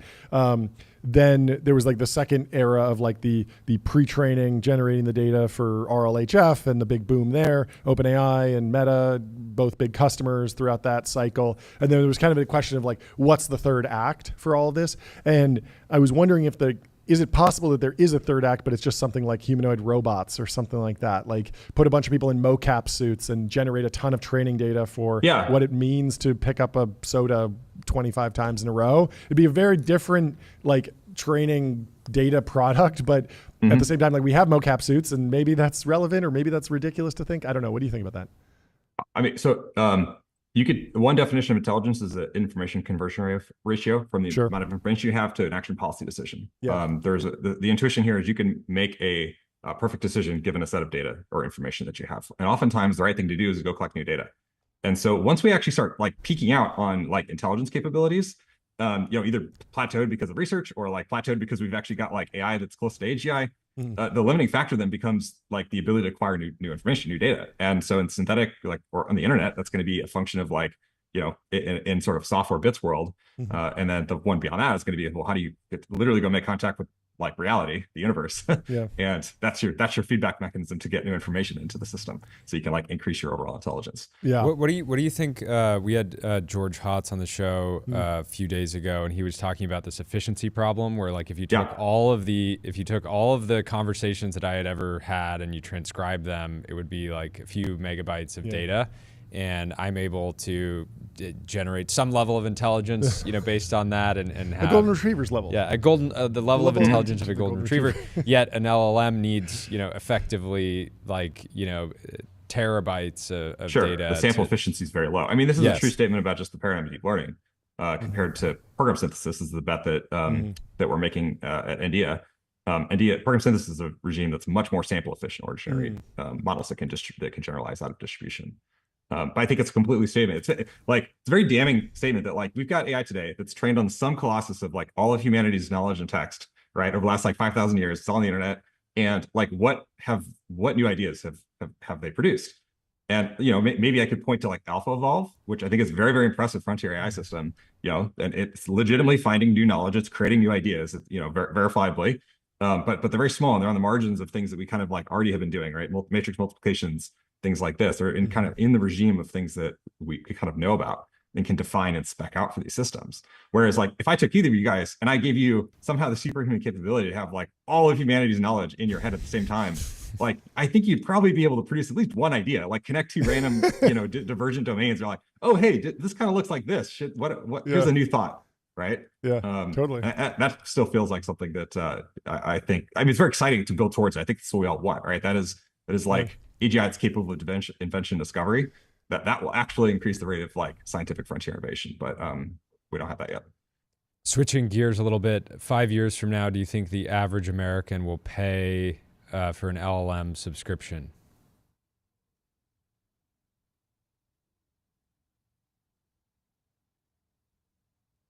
I think that the cost is probably going to go down far enough where that just gets built into the subsidy of whatever the product is, and the revenue stream is attached somewhere else. I haven't thought deeply about it, but that's like my off the top of my head thinking. Yeah, we were talking offline this morning about just this dynamic of like the average American will actually churn from HBO Max because at that moment in time, and it's $20 a month or whatever the fee is at that moment of time, there's not a show that they really love. So like, yes, there's a lot of like value there, but like, they're just like, I don't. I mean, I still know so many people that don't even have subs that are like my wife like uses ChatGPT all the time, but she's still on the free plan. Using that's like enough to get a lot of value for what she does. So I sort of suspect that, yes, they're going to be power users, and those are going to be the folks who really are doing like amazing, powerful things with stuff. I suspect the base rate is going to go down enough where, it's going to be more embedded across like almost all the products and experience you have, as opposed to being like, a dedicated thing you're paying a lot of like one-off cash for. Now, you might buy products that need it, like robotics or things where intelligence is built into. I think you're going to be product categories that emerge, and like people will go buy those, but like paying the subscription itself, I'm not as confident on. Yeah, the other thing that stood out to me today specifically was Midjourney came out with their new video model. It's very good. It's $10 a month for effectively unlimited prompts, and you comp that to Google's VO3, which is $500 a month, and you're still heavily gated. Yeah. And it just seems obvious that 5 years may not be the right timeline for that prediction, by the way. It might be longer than that. Sure. Yeah. Like there's so much use case diffusion. Like one of the things we're seeing with Zapier AI, which is growing quite strongly right now. It's on an exponential growth path for the AI usage and AI's apps. I've looked at this and I've been wondering, is this a function of the technology getting better or the use case diffusion? And I've looked at the usage, and the majority of the usage is still on like 4 or cheaper or worse models right now, with people bringing system like AI, putting AI into the middle of automation. Interesting. And so I'm pretty confident that a lot of this like agentic AI automation right now is actually not being driven as a result of like technology progress from AI to AGI, but more about the market is just starting to finally learn, okay, here's what we can use it for and can't use it for, here's what it's good at and not good at. And it's very similar to the adoption curve we saw in the early Zapier, where once you learn what the tool can do, you carry a tool forward with you in time, and then you encounter a new situation or circumstance that you can apply your tool to it. And so we accrete use cases over time. So I think we're still very, very early. Yeah. But there's I'd suspect that a lot of the usage increase, 30 minutes a day even on ChatGPT, is a function of just use case diffusion, less tech progress. Yeah. That's fascinating. Where do you think XAI will eventually need to generate a lot of revenue? Where do you think it'll come from? I mean, if they make progress towards AGI, it's probably going to be enabling the other services they have around, like Elon's ecosystem. Yeah, that would be my guess. Less selling it as a direct product itself and going head to head. On cars, rockets, robotics, there's so many places where I think you would want to use and have the like product shape where you can use higher degrees of intelligence. You're not bound by just the fastest consumer experience you could deliver. I suspect that might be actually where most of the value is, at least in the near term. Who knows over the long term? I think the shape of all this proxy. I mean, that was in many ways my long-term thesis around the Llama project and the superintelligence team at Meta, is that there's just so much work to do at Meta broadly that's enabled by AI, that if you can avoid the long-term OpenAI bill, that's probably worth billions and billions of dollars, because of how AI is going to infuse into every single corner of their entire ecosystem, and it's all at such massive scale that the cost of using other vendors might be in the billions. And so just looking at the savings there might make sense. I don't know. I think the most important takeaway, I think I shared this last time I was on with you guys, it's still true today, is that we are idea constrained to get to AGI. This is what ARC's V1 data shows. It's what V2's data shows. V2 is completely unsaturated. We're not even talking about efficiency, just nothing can do it. And V2 looks very similar to V1. Even on like hyper-specific solutions on Kaggle, the ARC Price 2025 contest, progress has been slower this year than it was last year. Wow. We are very much still like, the thing I can state most confidently and assert most confidently is that we need new ideas. There's some major breakthroughs we have not figured out or found yet. Does it worry you that could take years and years and years, and what happens to one of the reasons I funded the prize last year? I wanted to correct the market narrative here. I spent a lot of time with students, a lot of young researchers, and at the beginning of last year there was a serious vibe of oh, it's all figured out. I'm not going to go do AGI research. I'm just going to go work at the application layer on LM stuff and make a quick buck before AGI gets here. Interesting. And that is look, if you want to live in a world of AGI for yourself, for your kids, I think what we should be trying to encourage is to design the strongest global innovation environment possible. And that's one where there's a lot of diversity of approach, a lot of different ideas being taken, a lot of sharing, kind of what AI looked like in the 2010 to 2020 era. Right. The very open approach is how we got the transformer to GPT-1 and GPT-2 and so on for today. I'm optimistic. I think the last 6 months have looked a lot better than the previous 2-3 years. I think the AI industry is maturing actually quite a bit on this topic as well. Being more tolerant and kind of recognizing, okay, we don't have it all figured out. There's more ideas we need. That's been encouraging, and I think it's seeping down at the low levels too. But yeah, my sort of broad view is any capable human who has new ideas to work on AGI that's the most important thing you could be doing at this point in time. That's amazing. Thank you so much for stopping by. This is always a fascinating great catching up, guys. Thanks for having me. We'll talk to you soon. Cheers. Yep. Bye. Next up, we have David Hahn from Sequoia Capital coming in. David Cahn. First time on the show. Exciting. Coming in. Wrote a fantastic piece. I want him to break it down. Would you mind kicking us off with a little bit of an introduction on yourself? Hey guys, good to see you. Yeah, I'm one of the partners. My name is David Cahn, one of the partners at Sequoia. Excited to chat with you guys. Yeah, thanks so much for hopping on. Kick us off with the new blog post. What was the thesis? What inspired it? And then I'm sure we'll tie it to a bunch of news. So the new blog post was about AI companies or AI labs being more like sports teams. And of course, we all probably saw, seeing the news around Scale AI acquisition, some inspiration coming from that. And then these rumors that we'd been starting to hear over the last few weeks and finally now bubbled out over the last couple of days into the public conversation around $100 million signing bonuses, huge amounts of money being spent on top AI talent. And for me, I mean, I write these pieces as I think about and learn about AI and what an exciting time that we're living through.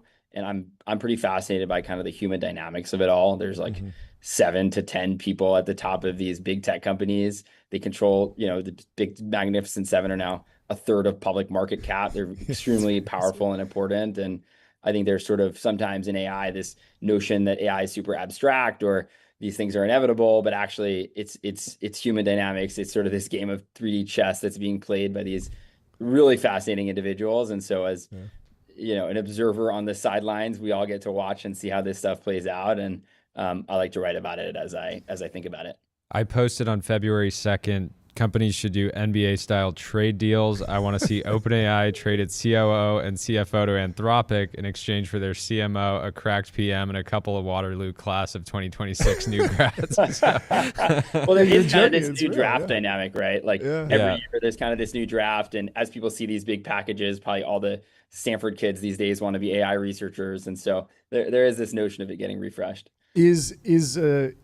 What is driving this? Is it true AGI pilling at the top of these organizations where they think that, it's going to be winner take all, or it's going to be a $10 trillion market. And so there's no amount of money that you can overinvest. Or is it just, hey, it's a more competitive dynamic. And sure, we're $1 trillion company. So yeah, spending $10 billion to move our market cap 1% is totally rational economically. Like, what do you think's driving this? And I want to get into the different cultures of the different Mag 7 because some of them don't seem to be doing this yet. Meta Platforms had 63 billion of net income last year. So it's like, is spending a quarter of that to be a major player in the next wave worth it? They could have bought the Lakers 6 times over off net income.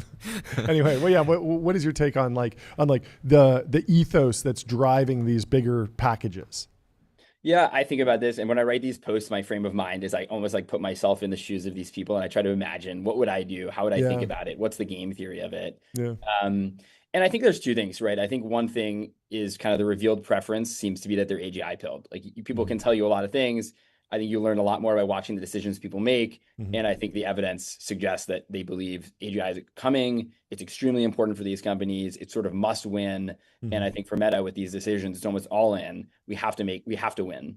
Then I think there's a second dynamic, which is you can believe these things, but we're all humans. And I'm again fascinated by these kind of human dynamics.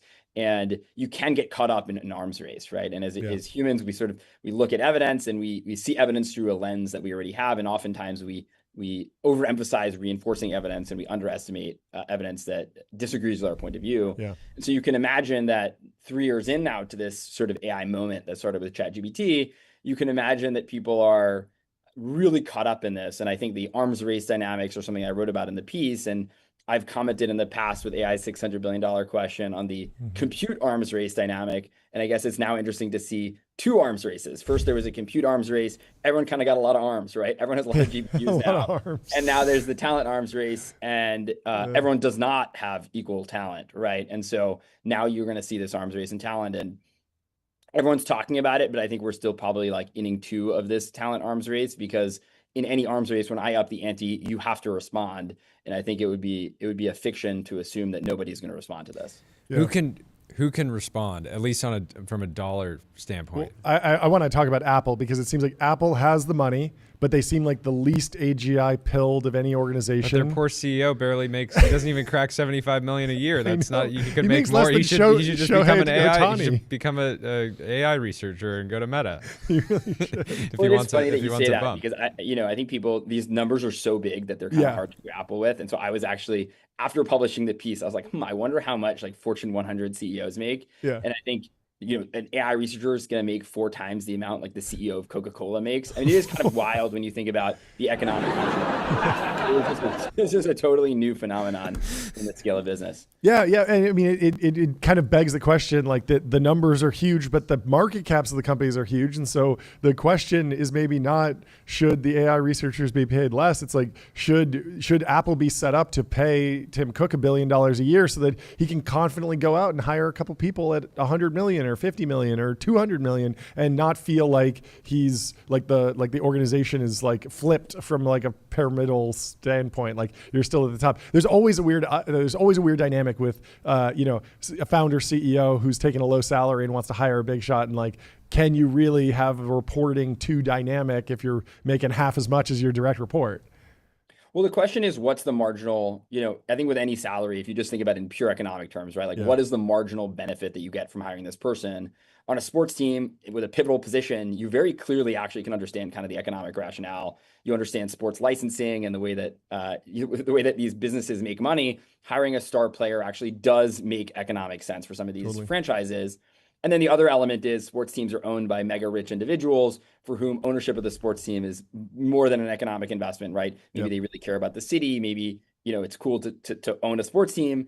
And so I wonder if some of those actual sports-like dynamics play out here, where question one, and I don't think we know this yet, is what is the marginal benefit of an AI researcher? And again, the revealed preferences these organizations are telling us is, if you're one of the 50 AI researcher who's going to get us to AGI, the marginal benefit is incredibly high, right? So that's the revealed preference. And then second, if you have a team of all-stars, what does that do for your company? What does that do for your market cap? What does that do for the innovation inside of your company?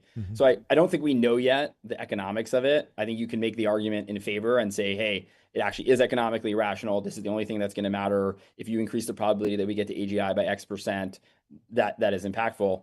You could make the counter argument and say, hey, everyone just wants to have the team of all stars. It's not actually economically rational. CEO pay, by the way, is linked. There's a lot of criticism of CEO pay historically, right? But CEO pay is functionally, what is the replacement cost of this individual? What is the marginal benefit to the corporation? And there's a lot of brain damage that's gone into comp committees on public companies on how much they should get paid, right? They're not arbitrary numbers.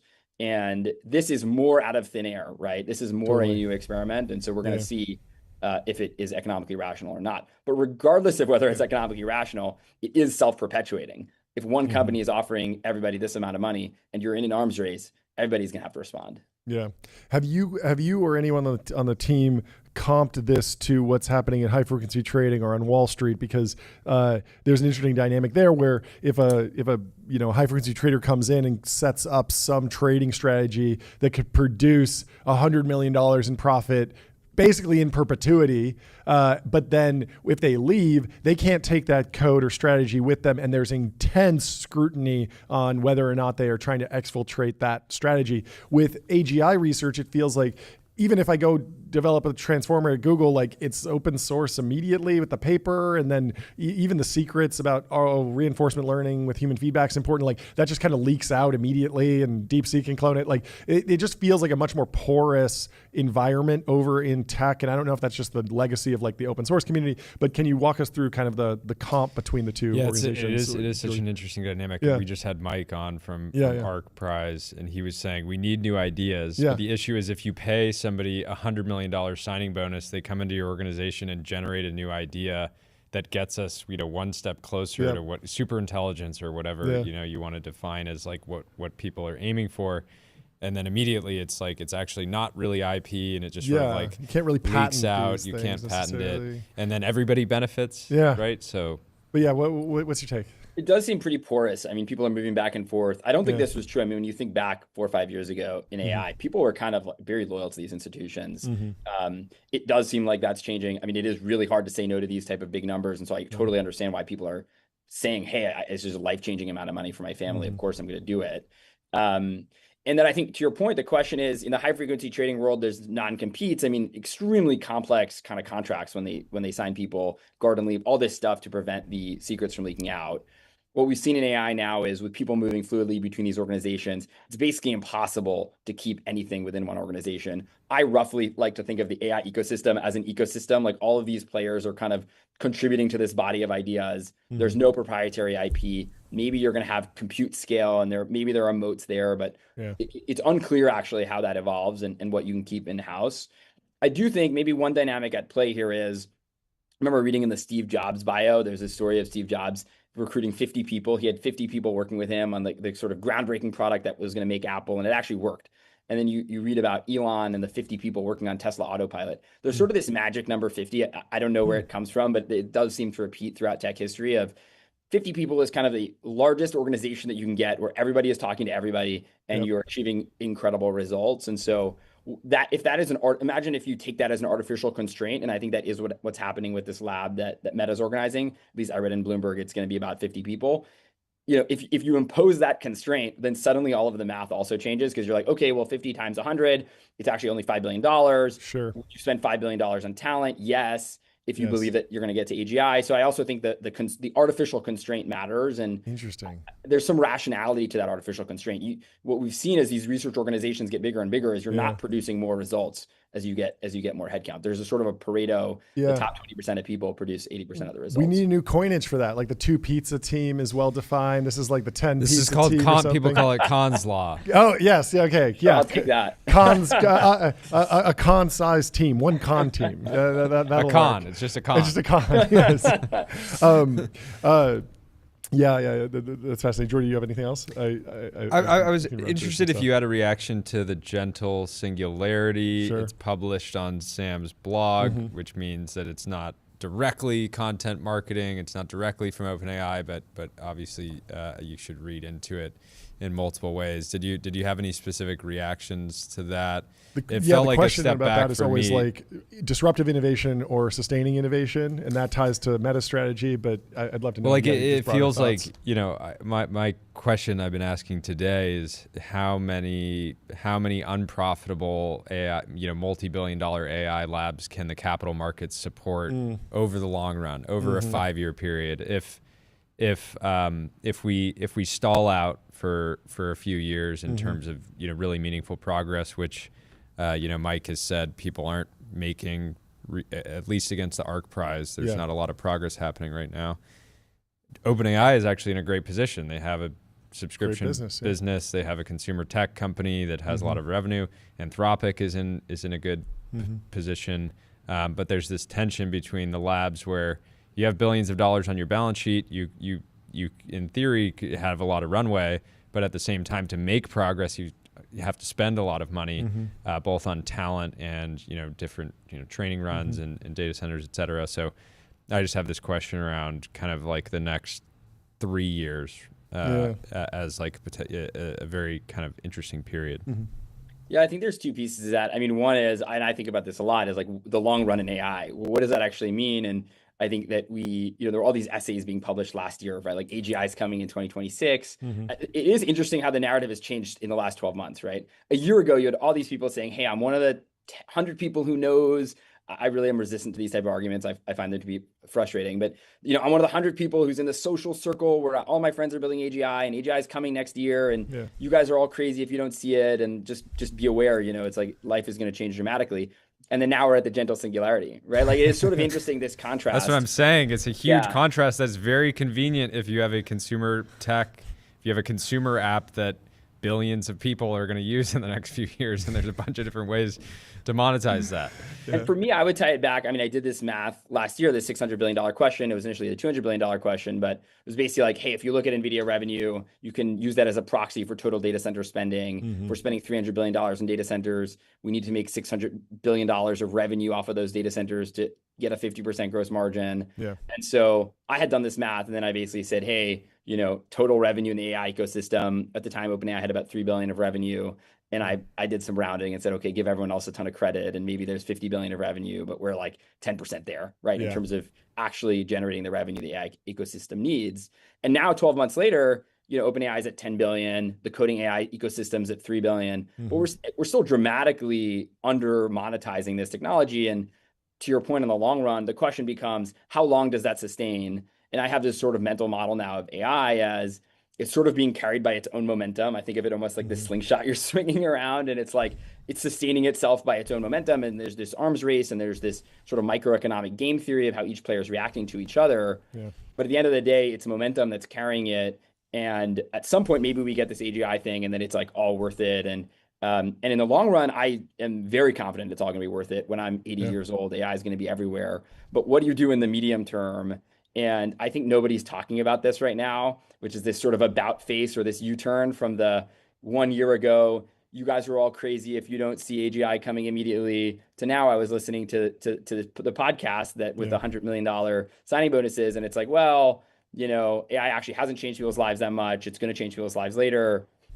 I just think it's interesting. And these narratives change quietly, right? People don't talk about them and then they sort of quietly change. Well, there are big labs that directly benefit from the narrative that AGI is a year away. And then there are labs that will benefit greatly from a gentle singularity in that their competitors will struggle to raise additional capital in the long run, struggle to compete, struggle to retain talent. Yeah, I know exactly what you're saying.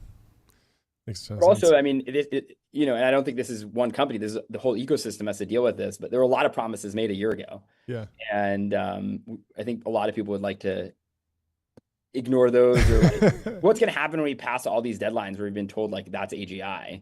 Yeah. I just think that's interesting. And clearly, if not, that's not changing. Like we're upping the ante right now. It's millions of dollars for people. But I guess this is part of why I think you take things to such extremes is everyone believes the prize is so big and now you have to up the ante. So I think we're just going to keep seeing until for a while, we're just going to keep being in this phase of everyone upping the ante to say, okay, we're not there yet, but we're going to get there. We're going to get there. We're going to get there. Yeah. What does that look like? Well, this was a fantastic conversation. I want to have you back on as soon as possible to go way deeper into what this means for the early stage and mid stage markets, because I'm sure you have a lot of visibility there. But we'll let you go and get back to the rest of your day. But thank you so much for stopping by. I'm glad we coined a new term. A Cahn. It's a group. It's a talented group of 50 technologists people. No more than building 50. the future. Yeah. One Cahn. Get your Cahn Get team yourself together. a Cahn. Get yourself a Cahn and make it happen. Thank you so much, Dave. Awesome. Thanks for joining us. This is fantastic. I'll be right back. Talk to you soon. Well. Next up, we have Walden from Cognition coming in, keeping the AI chat going, talking to him about everything that's going on in the AI ecosystem. Walden, are you there? Welcome to the stream. Yes, it is great to be on here. How are you guys doing?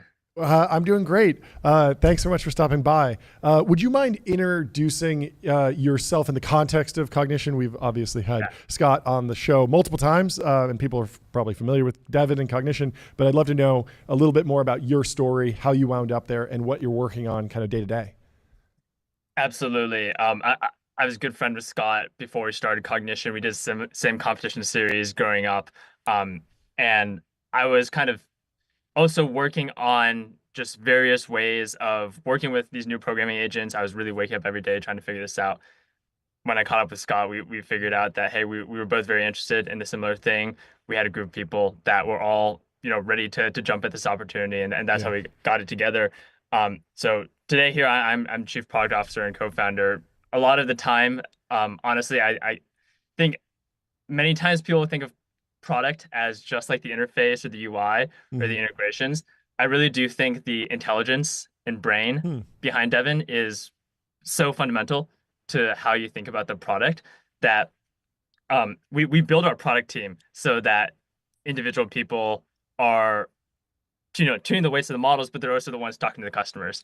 And so in terms of the role I have, it's pretty broad, and I like to spend some weeks really deep into how do we make Devin more responsive, how do we make it smarter, and then other times really going and talking to customers, working on the UI, things like that. Cool. I want to dive right into that question about trade-offs in models from a product perspective.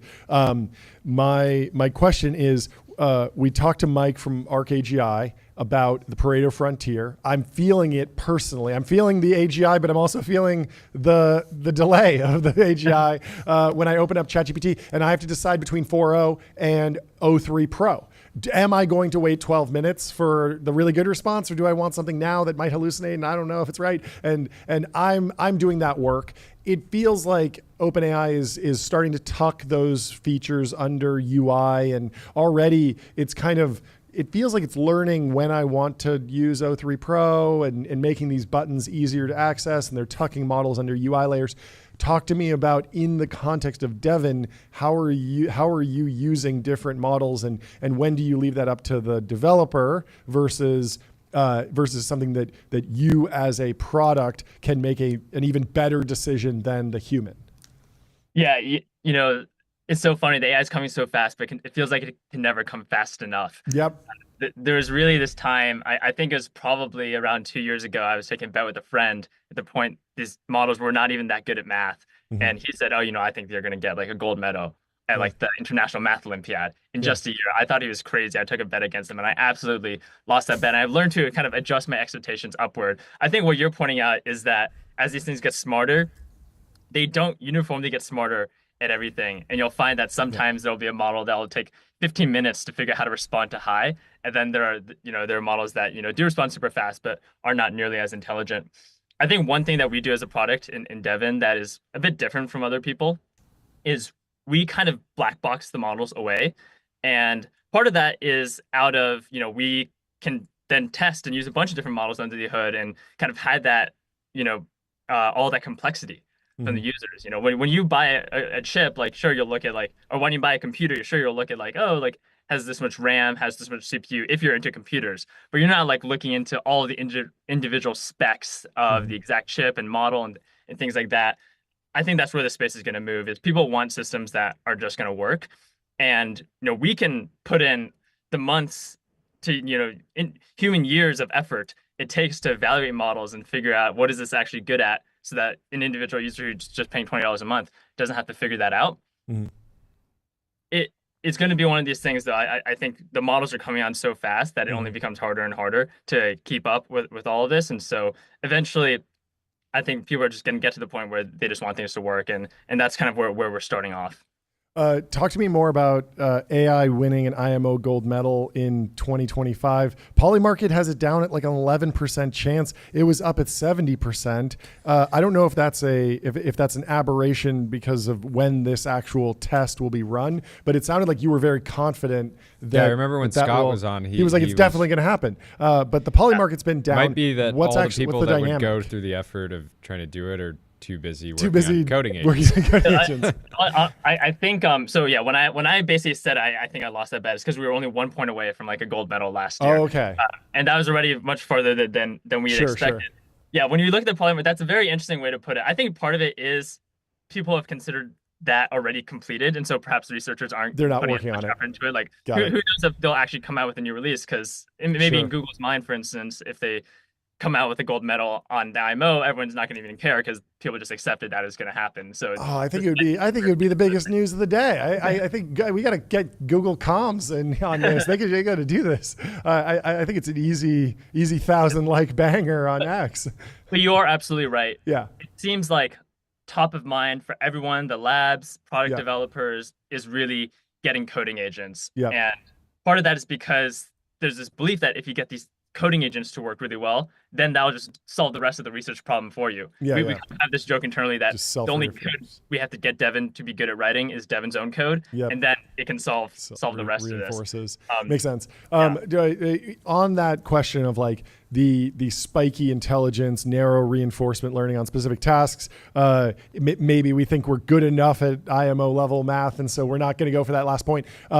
Where are we still early in the RLing around specific coding challenges? I've heard that distributed systems can be really difficult because you have to spin up all these different pieces of the system, and that just takes longer, and so you can't simulate as fast as just like a small Python block of code that you can run in simulation in a millisecond.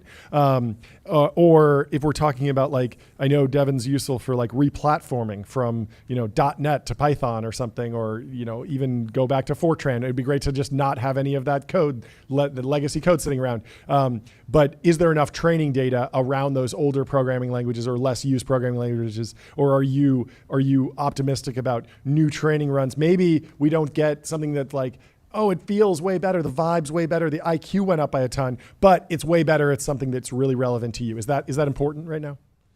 My mental model of these systems is their IQ is so much higher than any individual person I know. But what makes them still bad at specific things it's like, someone who has the potential to be a really great engineer but hasn't gone to trade school yet to actually practice that.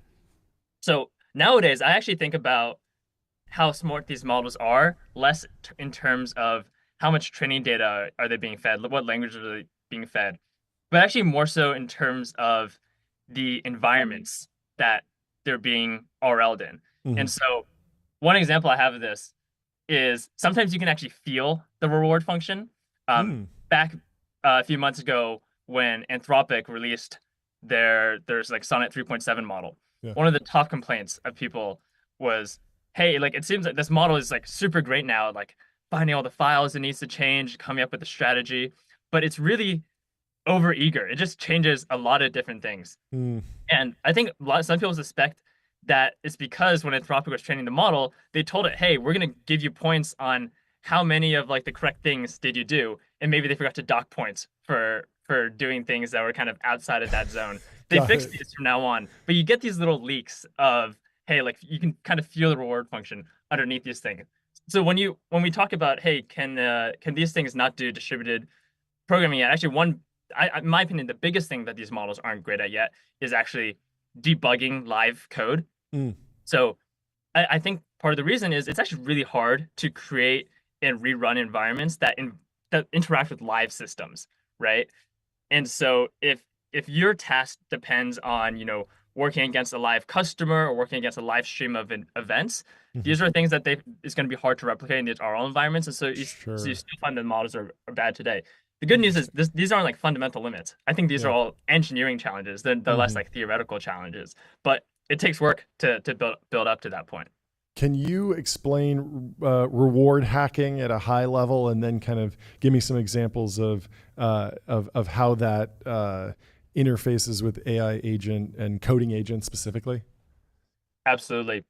The way to think about these systems is they are just trying to maximize a number.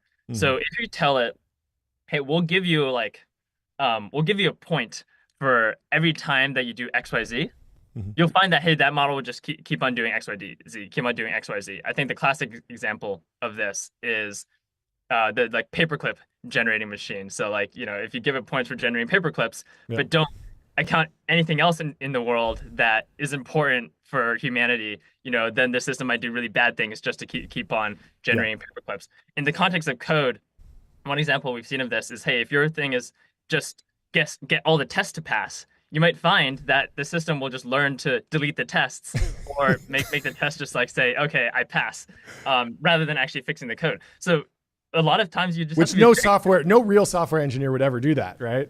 No human has ever done that. Comment out the test. Okay, it's working well enough. Absolutely, it's almost too human. It's great, and I think they're also like, it reminds me of these systems that are like were trained on Slack responses, and when you would ask the system, hey, can you do this for me, it would say, oh, like I'll get back to you on Monday. What you try to get the model better at really matters. You have to be very thoughtful about it. Yeah, I've noticed that with some of the whisper transcriptions. If you don't feed it enough text, it'll just say, please like and subscribe. And it's like, okay, I know exactly where your training data came from. Like that's its default phrase because it's just like what it's hearing. Jordy, you have any questions? How are you guys approaching talent acquisition as a firm? The headlines from this week are these talent wars. You guys have raised a lot of money, but I certainly imagine you're not making nine-figure offers or even trying to compete there. But what's been the approach? Does it mean you're keeping team sizes smaller, or kind of dig into that for us? Yeah, the fundamental bet of the product we're building is it revolves around this idea that individual people will just be able to be way more levered up because they'll be able to work with agents and they will be able to work with all these tools to make themselves better. So at a minimum, we can't be hiring people who their whole aspiration in life is to just, write code at the level which Devin will be able to do in like, a year or 2 years from now. In many ways, I think we're kind of figuring out how do you build up an org from scratch that is AI native. And one thing that this already means is we actually kind of just delete some teams. A lot of companies at our stage, they have like a internal tools team to maintain all the different services that engineers internally use. We found that internal tools are one of these things that AIs are just really good at. And we can just staff that team with devins and then basically have engineers just send in requests to those devins for how to do that work. And that doesn't just save us headcount. I think fundamentally the structure for how does management work and how do tasks get passed down look very different, especially in a lot of large companies you'll see today. The way it works is an engineer will get a task assigned to them, and then they'll go work on the task, and then when they're done, they'll be like, okay, what's my next task? And then you'll kind of like go down the list of tasks you have. But here, every engineer is like constantly juggling like 3 or 4 tasks, partly because we're not trying to hire super fast, but also because you can juggle many tasks when you have these minions that can go and working your things for you. So it means that I think we are very aggressive for people who we think that can fit these roles and become very good generalists. And as we build up this company, make sure that we're building it in a way that works in a world where AI can do so many different roles for you. And I think there will be kind of like a moment for larger companies as well when they realize, oh shoot, all of these structures and patterns of management that we've had in place are actually slowing us down from adopting AI. What will happen at that point? I'm very interested in seeing, but it's very clear from us and from our smaller customers that the earlier you bring it in, just a lot easier it is to kind of pick things up. Are you tracking? I mean, there's been this like in the agent discourse, there's been this discussion of like, we've gotten 10-minute AGI. Yes, these large models, 4.5, like they're incredibly intelligent, extremely high IQ, extremely knowledgeable. They've compressed all of humanity's knowledge, but they're only good for a minute. Now it feels like maybe 10 minutes with deep research. That's how most people interface with them. Have you been tracking kind of the longest agentic run of a Devon process? Is that a key metric? Is there anything that you can share with us on like, have you been able, is there an example that I could give where there's a lot of work to be done, but it's all in Devon's wheelhouse. So it just needs to go and grind for a couple hours, and it does it without kind of getting lost like we know happens with a lot of these agents? Yeah, absolutely. I think a lot of people in the space have expressed this feeling now that they are feeling more and more like the bottleneck in these systems. Interesting. And the way this applies here is we have seen people get really, really long tasks to work, but sometimes it actually takes a lot of effort on your part up front to be able to get that to work. I was talking with a customer yesterday where he said, I just rewrote our entire testing system so that the error messages are a lot more clear and the tests actually guide you through solving them one by one. But once he did that upfront work, he kind of just gave it to Devon. And we were actually, we in the product started sending him warnings that, hey, your session's going on for really long. Are you sure this is actually working? And he's like, no, it actually is, because I did all this upfront work to get that to happen. I do think that this kind of 10-minute AGI, 20-minute AGI, 40-minute AGI will just keep progressing and people will be able to be more hands-off. But people will also find that you can kind of always extend that duration by being a better manager in some ways and giving, more clarity up front for exactly what you want. Yeah, I mean, just like real life, that makes a ton of sense. Jordy, do you have another question? Last question from my side. I'm curious if what kind of learnings you're having around agentic interface design. It feels like this sort of the default when you think about agentic software is just something that can effectively sub in for a team member on any different software tool, whether it's Slack or Linear. I mean, you see this with deep research where you ask it a question and then it asks you a bunch of clarifying questions, kind of trying to build that test suite to get you to give it to more stuff so that it actually has something to run with. Yeah. So is messaging going to be the dominant interface? Is there something else? Like what are you kind of seeing or experimenting with on that side? It's funny. I saw someone post about this idea that a lot of these products now will like make you respond to, hey, does this look like a good plan? Do you have questions before I start? And some people find that annoying. And I think this fundamentally comes down to, as these things become more like coworkers, some people just have certain working styles that they like. Mm-hmm. Some kind of coworkers, work well together and others don't. And it's funny, as you build a product, we find that some people just love the way Devin interacts. And then other people are like, Devin's too needy in these ways. Other people are saying like, Devin doesn't ask me enough questions. And so there are toggles and controls that you need to have here. Kapathi recently gave a talk on how a lot of AI tools, not AI agents, but AI tools kind of implicitly have ways you can use them where you have more control, and then ways you can use them where you have less control. But when your interface is just chat, now the model actually has to become more intelligent and detect, hey, this seems like someone who just wants me to go off and do work and get back when they're done, or this seems like someone who's very curious and wants to hear more about the system.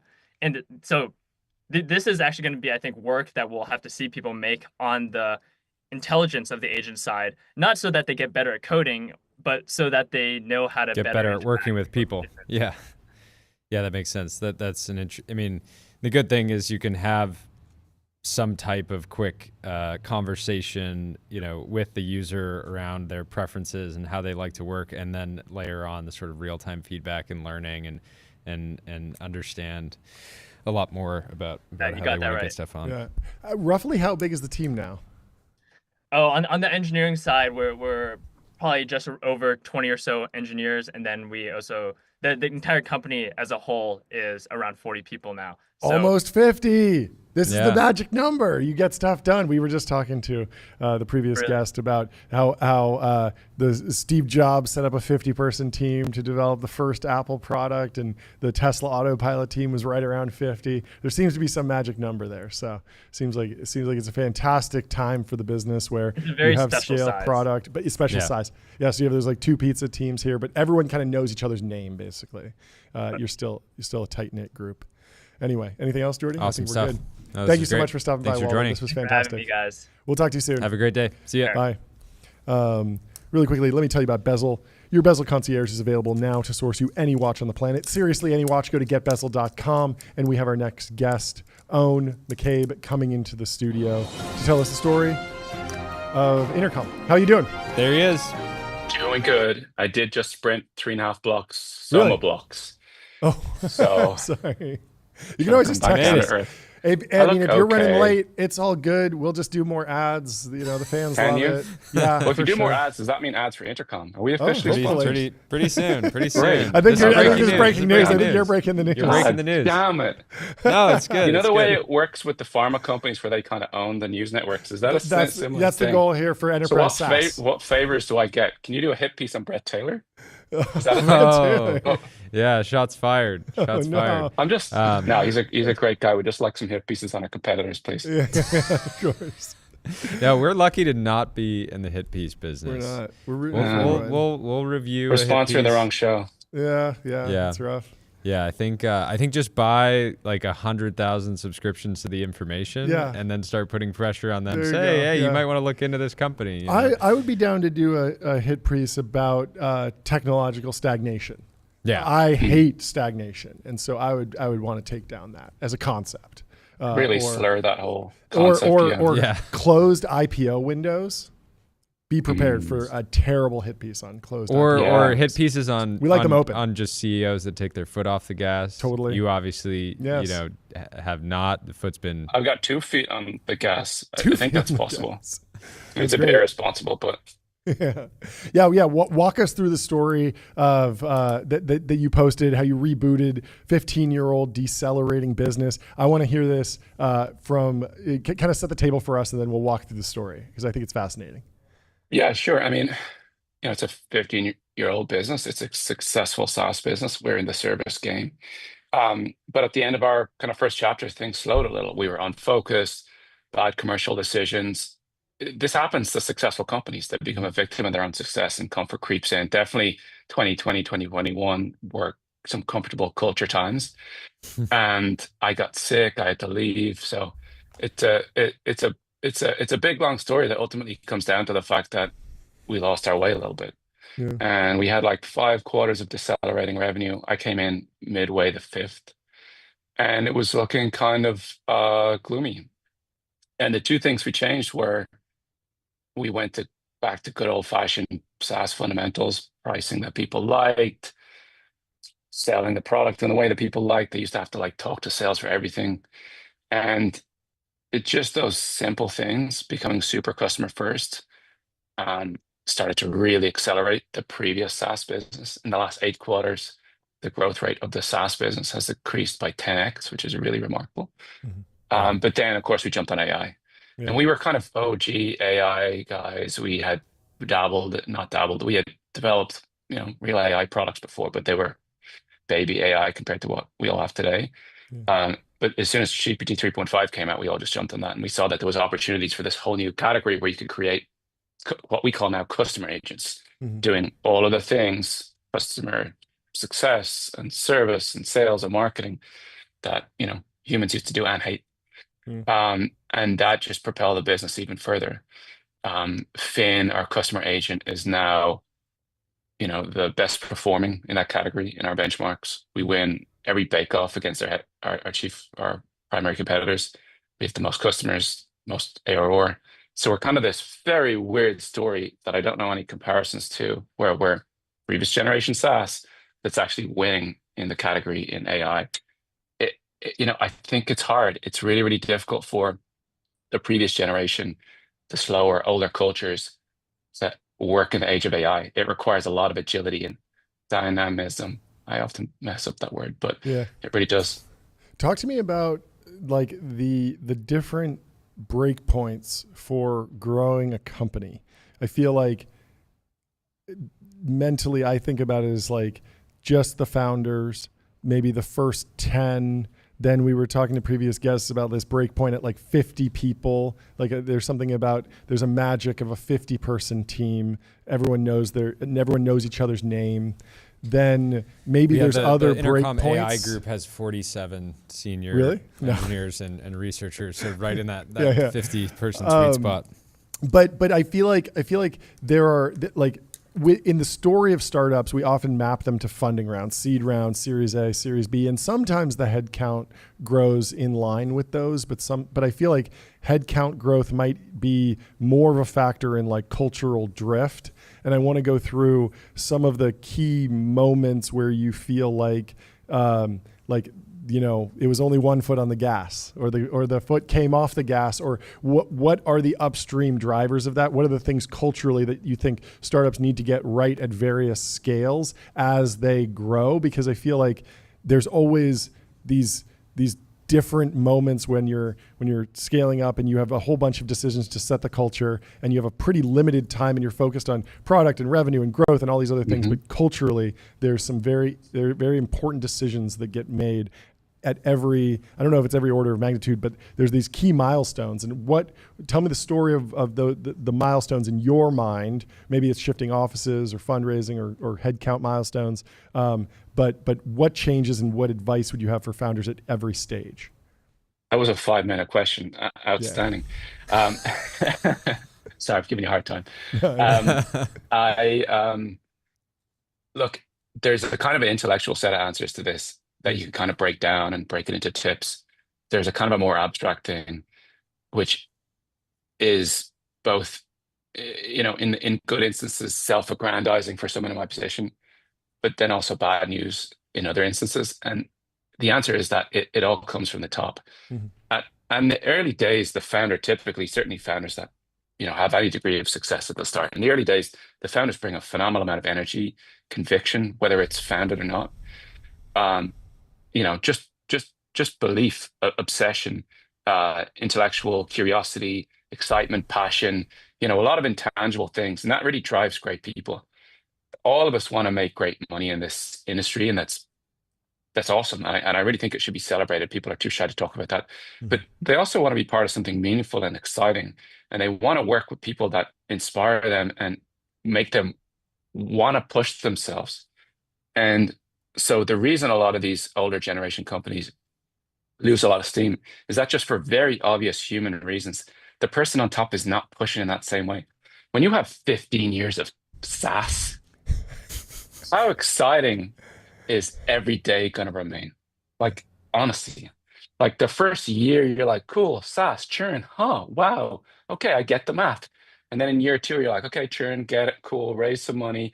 Year 3, roadmaps. Year 15 of SaaS, you're done. You're not bouncing to the office every day. And people will pick up on that all around you. Of course that they will. And then you don't push yourself in the same way.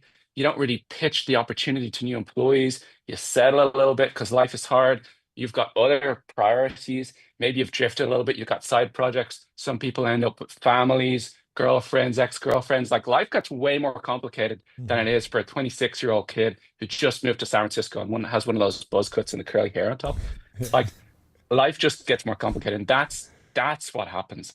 And so part of our secret is that AI reinvigorated us. Yeah. Like I would not still be doing this if we were just doing SaaS. SaaS is not only kind of easy, but super boring to me now. That's okay. Hopefully AI and whatnot will get boring too, and there'll be something new. And so again, we could break it down and get all mechanical and try and pull out some like tips and tricks and advice here, but really it just comes down to energy. And so for anyone who would want to reinvigorate their company, the question is how can you reinvigorate yourself? And I see a lot of founders of late stage companies, many of them public. You kind of haven't heard from them for years. Their stock price has gone sideways for 5, maybe 7, 8 years. And I'm like, what are they still doing? And I wonder, are they able to admit to themselves that like they don't want to do this anymore? And if you don't want to do it anymore, make a change, like kind of move on. And so I think a lot of people they struggle with that moving on and making that decision because their whole identity and sense of purpose and validity in the world comes from I'm CEO of whatever. Yeah. So it's like this deeply human, squishy, spiritual challenge rather than an MBA type challenge. What about bringing in young people to kind of keep that reinvigoration process going? I'm just thinking about, Zuck is paying so much to bring in Alexander Wong from Scale AI. At the same time, like the level of energy that Alex is going to bring to that organization is potentially worth a lot, Yeah, but at the same time, Zuck is super high energy. Yeah. Right? But there's another world where you surround low energy yourself people with hire low energy people. Yeah, but I guess what I'm getting into the trap of is like you can be the high energy founder as your business becomes more serious. People keep telling you like bring in the seasoned executives, bring in the gray hairs, the people who will keep the steady hand on the tiller. And that can lead to a less dynamic, lower dynamism in your organization. Is there a hack to just hiring crazy young people and empowering them to be in the C-suite, whether or not they really like deserve it by traditional standards? Yeah, like the challenge is super obvious, which is these young, crazy, energetic, optimistic, wide-eyed people are super messy, super sloppy. They get in fights, they get upset, they're hungover, late. Like they don't know how to do larger company professional things. Sure. And so part of the problem is that larger companies to scale and get more efficient and become global organizations across many offices and time zones is that they like introduce a lot of like regularity and they like iron out the chaos. So part of it is you have to be willing to entertain chaos. You have to be willing to put younger people in positions of influence and let the chips fall where they may. It's possible to give them roles where they don't have to engage with the entire organization. Like we've definitely got roles in Intercom where you can have to collaborate across across 8 time zones and 2 different teams. But then we've got other positions where you've got one super smart guy. He's 30, which is 10 plus years older than the execs. But you give him like one thing he can do on his own and he'll crush it. So part of it is knowing how to like work with these people, but also like it's a special type of X factor young person who knows what they don't know. And yeah, the degree to which this is a talent game and that people are not fungible is not recognized at all. People imagine like, oh, you lost one person, you get a backfill. Entire organizations just flip and change completely when you change out the individuals involved. So yeah, it's not easy. Do you think venture should take there should take almost like turnarounds more seriously. Like in some ways you were your own turnaround CEO, but one of the, I think the issues of the venture industry is, let's say a company becomes a unicorn, has $100 million plus of ARR, and then the sort of growth starts slowing. Maybe the CEO gets bored or whatever. They start partying or they start going to Europe. VCs write it off. And the VCs kind of write it off, and they're like, I made my return, or at least I'll get my money back. But at the same time, I mean, private equity is built there's been empires been built around like the turnaround. And in some ways, think about, a talented founder, maybe they took their first company through YC and had a nice exit. A lot of those people could go to a company that has like 100 million of revenue and like a big customer base and like actually make more money and start on, second or third base and take, you can make quite a lot of money taking a business from 100 million to hundreds of millions of revenue. And that can sometimes be easier than taking it from 0 to 10. Totally. Yeah. What do you think? I think theoretically, VCs are pattern matchers, and turnarounds don't fit the pattern. Think of all of the most successful and exciting heroes of technology over the last 20 years.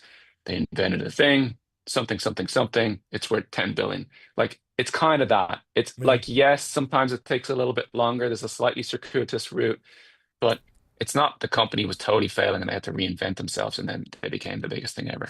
So, for VC, I just think it's really, really hard. That it's just hard for them to get at like the underlying narrative and the underlying story. This is where PE comes into play, but PE has all of its own problems too. And these guys want deals, and they won't be exciting to a lot of people who started venture-backed companies. It's straight up difficult. And to my point previously, the idea that talent isn't that fungible. You take any given company, if you replace the founder with even another highly competent founder, they're probably not, the chance that they're right for that opportunity and idea. Like, look, there's so many people, so much more accomplished than I am, but I'm pretty accomplished. I know how to run and build and re-accelerate businesses, but I'd be probably a shitty CEO for 99% of other companies just because, that's not what I do. And I don't have any experience there, et cetera, et cetera. I don't even know the people there. So I think people should be bearish on turnarounds. Yeah. The turnarounds don't really work. Yeah. They're like generally like it's a failed thing. Yeah. Somebody will figure out. Maybe it's Jeremy Gaffon. Maybe he'll do it.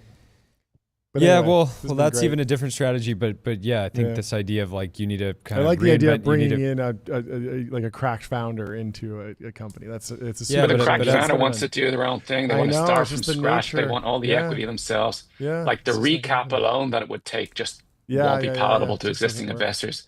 Failed companies are just generally doomed to fail. And when there are so many opportunities out there as an investor, you got to just like not try anything novel. Yeah, it's like no one got fired for. And in your case, it's like a little bit of luck, the timing of like you going back in GPT 3.5, seeing the opportunity for a new product, all this stuff. But you also had to make the choice to risk your own ego to go back in. And if revenue had decelerated for another 5 quarters, you'd be sitting there being like, yeah, maybe I'm not as good as I thought I was, and you have it's to totally kind of live true. with But I got to cheat a little bit because when I was out, I was like sick.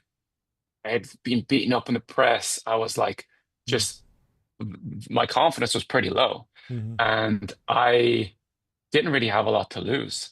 And I felt like I was without purpose. I always wanted to be independently wealthy and free. And I finally got it. It was in many ways magical and then completely boring.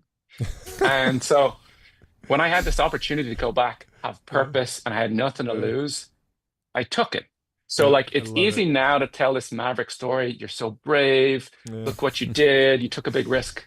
No, when you have nothing to lose, you'll just go for it. And I think part of the secret is if people can separate themselves from their egos a little, or work on their egos, or learn to love their egos and not be run by their egos, great things are possible. Most bad decisions are made just out of fear. And the fear is driven by just fear of public failure and embarrassing yourself. I found myself unafraid to embarrass myself. Look at how I'm speaking to you now. That's amazing. I love it. It's not fully true. The ego is still there and present. Totally. But the smaller and weaker it gets, the more freedom you have. It's fantastic. Well, thank you so much for stopping by. Always a pleasure. We could yap like this for hours. I feel like This is so like good. people are gonna listen to this as like a little founder therapy. 100%. I was like, this close. Yeah, we can do a little therapy corner. It's amazing. Yeah. Once a month, great. you come on. Pump up speech. It's great. This is great. We can do Have a great rest of your day. meditation if you're interested. That'll be the next one. We'll talk Thank to you, Jets. Hey, this is cheesy. I want to give shout out to my friend Stuart. That's it. I promise I'd do it. Amazing. That's Shout it. out Shout out to Stuart. Air he- horn for Stuart. Do we need to ring the gong for Stuart? Yeah, What's gong Stuart for do? Stuart. We got to ring the gong for Stuart? Okay, ring the gong. He's had a big year. He's had a really big year. Congratulations to Stuart. Stuart. Stuart. Let's go, Stuart. Congratulations. We will see you soon. Have a great rest of your day. Guys. Talk soon. Peace. Up next, we're staying in the Irish hour. We're going over to Stripe. Stripe. Luck of the Irish hit Intercom. We'll We check got in on Jeff. how the Luck of the Irish is treating Stripe. We got There Jeff he is. from Stripe. Welcome to the stream. How you doing?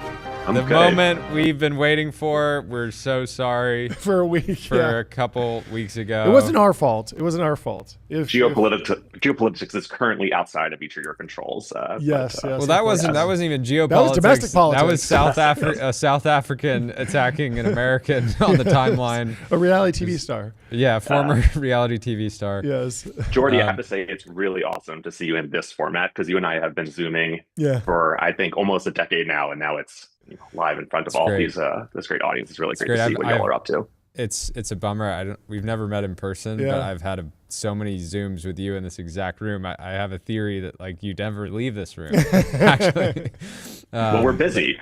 Yeah, you're busy. Yeah. What is the major update? We wanted to have you on to talk through it. Can you break it down for us? I mean, I think it's more of a conversation. Oh, sure. Jeff's like evolved his role over the last year. Was running point on Atlas. Made it a platform that a meaningful percentage of C Corps, I think, are started on Atlas today. Yeah, about 1 in 6 now are Delaware C Corps are on Atlas.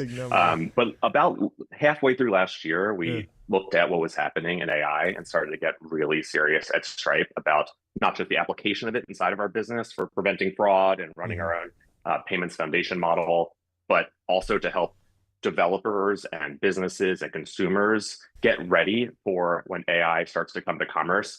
I'm still a little surprised that we got self-driving cars before ubiquitous online commerce is mediated by agents, but you can really start to feel that AI is now coming very close to commerce and will be part of buying decisions, discovery, execution of transactions, and new ways that businesses can find their audiences online.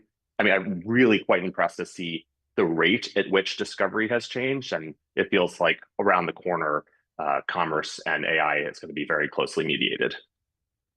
Talk about maybe some early product experiment. What you guys are experimenting on. What you guys have already rolled out. All that stuff. Yeah, we've been trying to work with the fastest growing companies as they push the frontier of agentic commerce. So one of the first we worked with was Perplexity, where they have this Buy with Pro package inside of Perplexity, where they show great e-commerce search results. And then when you go to buy, you're not going to the merchants tab and dealing with the merchant's webpage.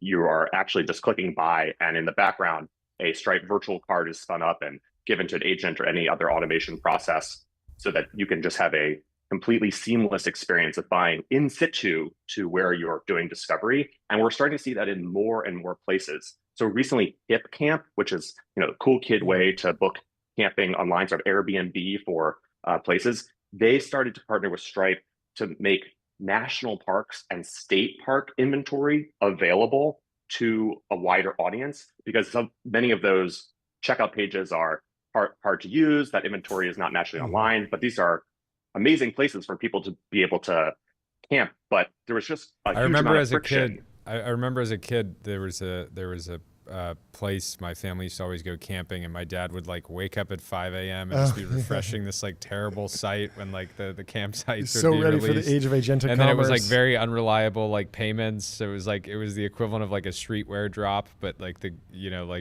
some state park was like managing it. I think we're going to see this more and more, where the inventory of the world is getting closer and closer to intent, and agents are a way to bring them together. And then it opens up really interesting questions that Stripe is trying to help answer developers. What is the developer experience for being able to execute those purchases? We have this new order intents API that we're trialing where you can just give a product URL and one of our agents will go buy it on your behalf. We have new ways for businesses to be able to start to expose their inventory to agents in a safe and permissioned way. And then as a consumer, you should feel it is reasonable to think actually that agentic processes is the last place you'd want when it comes to money. You actually want that to be incredibly permissioned, safe, deterministic. You know what's going to happen. And so you can expect that the Stripe APIs are going to evolve for a new type of user in the world, which is an agent that can safely be delegated with your permission to buy on your behalf. Can you talk about Stripe Link and how that product might fit into a product like Perplexity? It feels like it's great if it's one of those classic things in AI and tech is like, okay, great. It surfaced the right product for me. Now I want it to buy it for me even faster. Now I don't even want to go through the checkout process at all. Like there's like as soon as I get the current thing, I want the next thing. So how do we see that playing out with just making that commerce experience even more seamless or happening entirely inside of a chat interface or an agentic interface? Yeah, the borders of the internet are starting to blur. And so you will soon be able to experience, if you search for something on ChatGPT, they already have these cute little shopping cards that link you out. Yeah. If you're sitting in Cursor and you need access to a database, Cursor can recommend Supabase and even start to accomplish your homework for you right in the editor. But there is this like missing moment here, right? Where, okay, now I know about these products. What am I supposed to do? Go to a new tab, do an offline kind of feeling search, go through a bunch of blue links, find the website, go to the website, make an account, deal with the password problem, get a bunch of weird emails to confirm my password, find the settings page where I can get the billing information, pick my billing thing, put in my payment credential, get my API key, walk it all the way back. Yeah.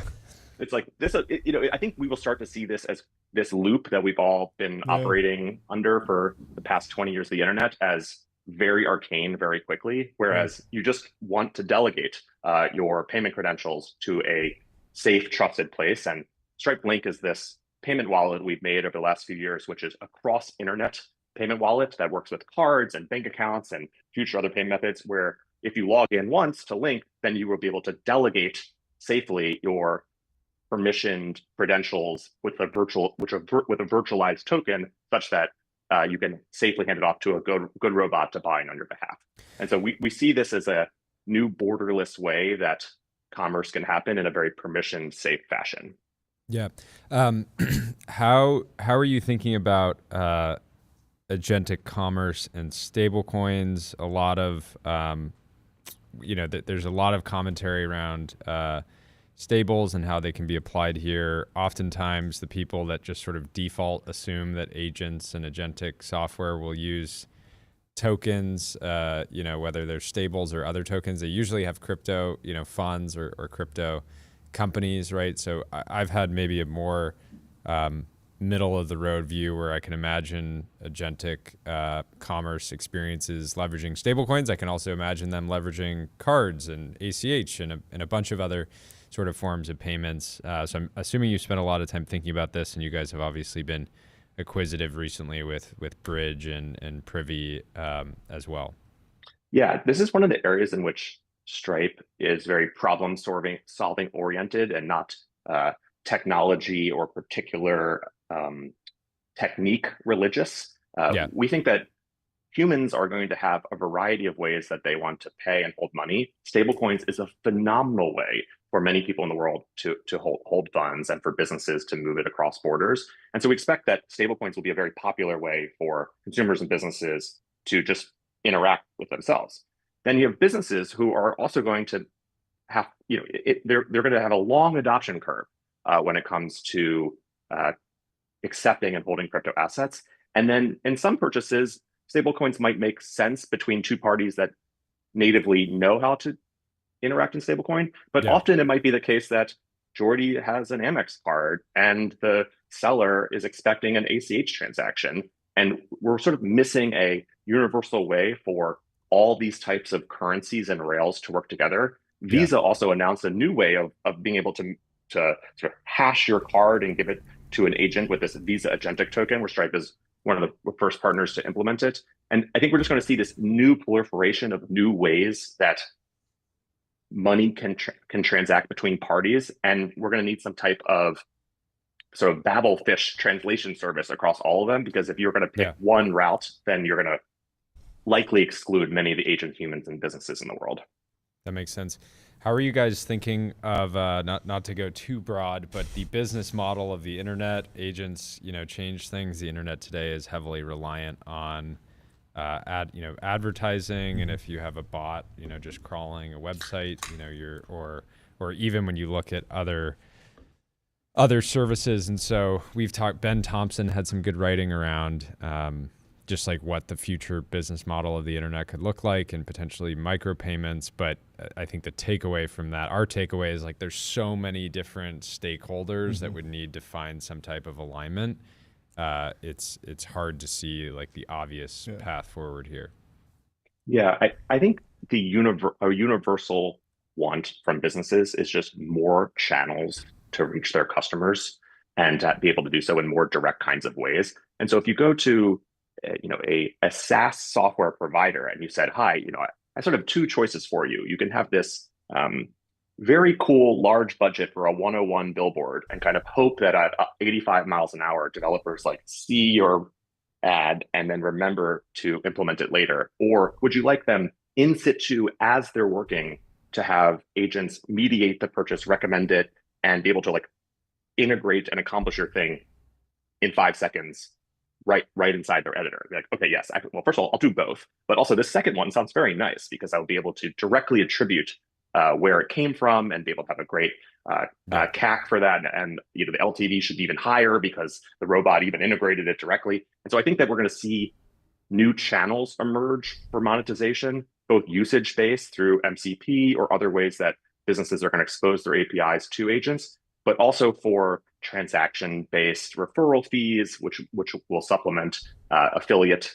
And then I think it'll be a new way for businesses to make sure that their agents can read their docs, can read their product SKUs, can have access to that information in a new permissioned way. I really like the Karpathy talk that got posted last night, where he basically said that if your docs involve a click, not good, because the agents want to act and not click and just only read. They want to start acting. And so that's why Stripe is, if you go to the Stripe docs, we really push like, hey, here's our MCP where you can just talk to the primary best way of integrating Stripe, and it can do it on your behalf rather than just reading something from a 3-year-old corpus.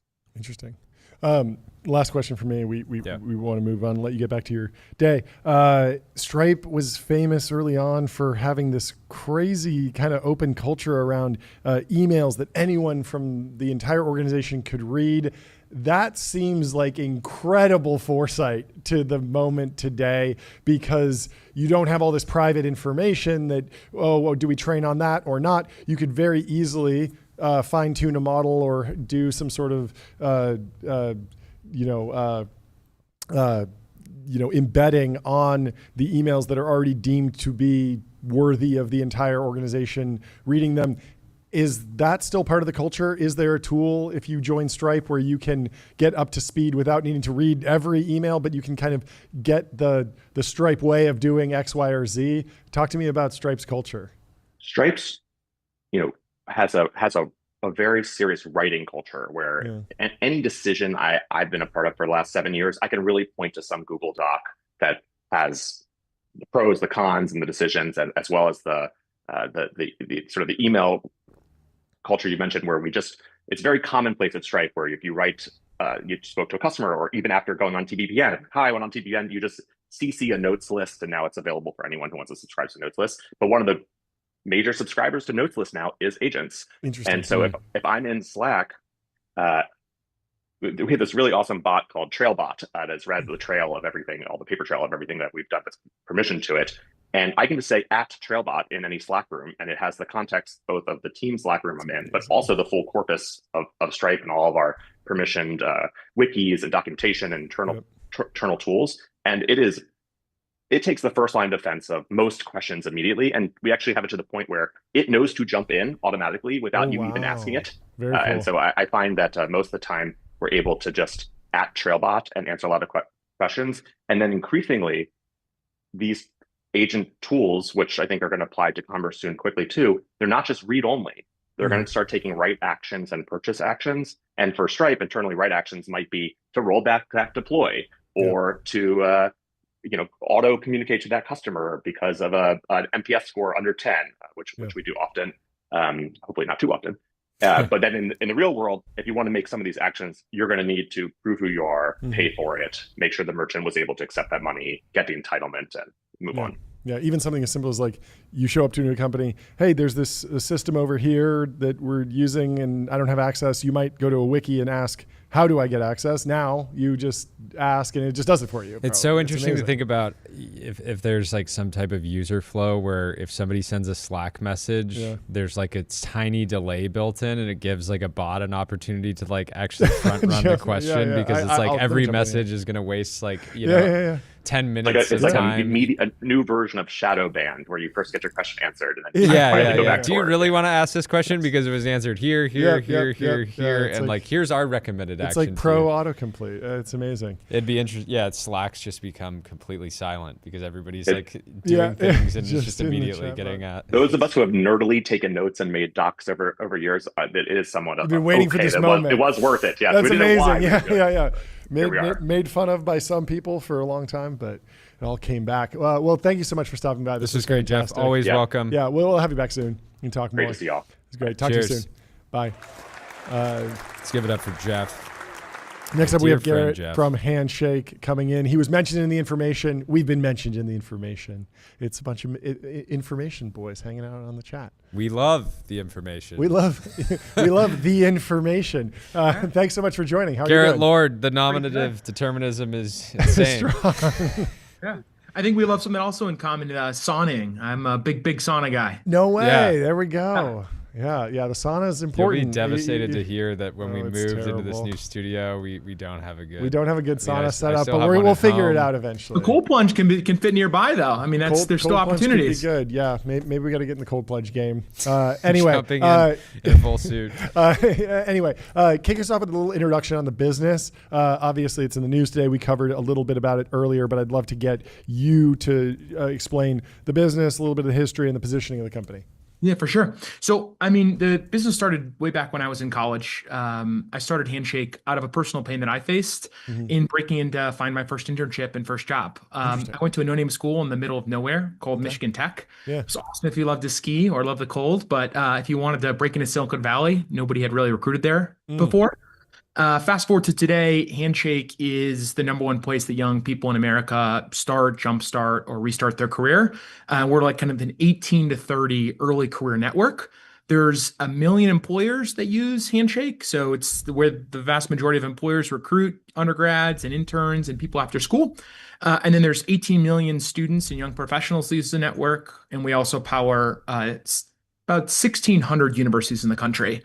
And the background, I think, that's important for right now in this very moment is about 18 months ago, many of the frontier labs, as well as the large annotation engine companies, started reaching out to us with basically asking us, beating down the door, saying like, do you have access to PhDs? Do you have access to master's students? And for us, that was incredible. I mean, we have 500,000 PhDs in the network. We have 3 million master's students on the network. There's tens of millions of undergrads in the network.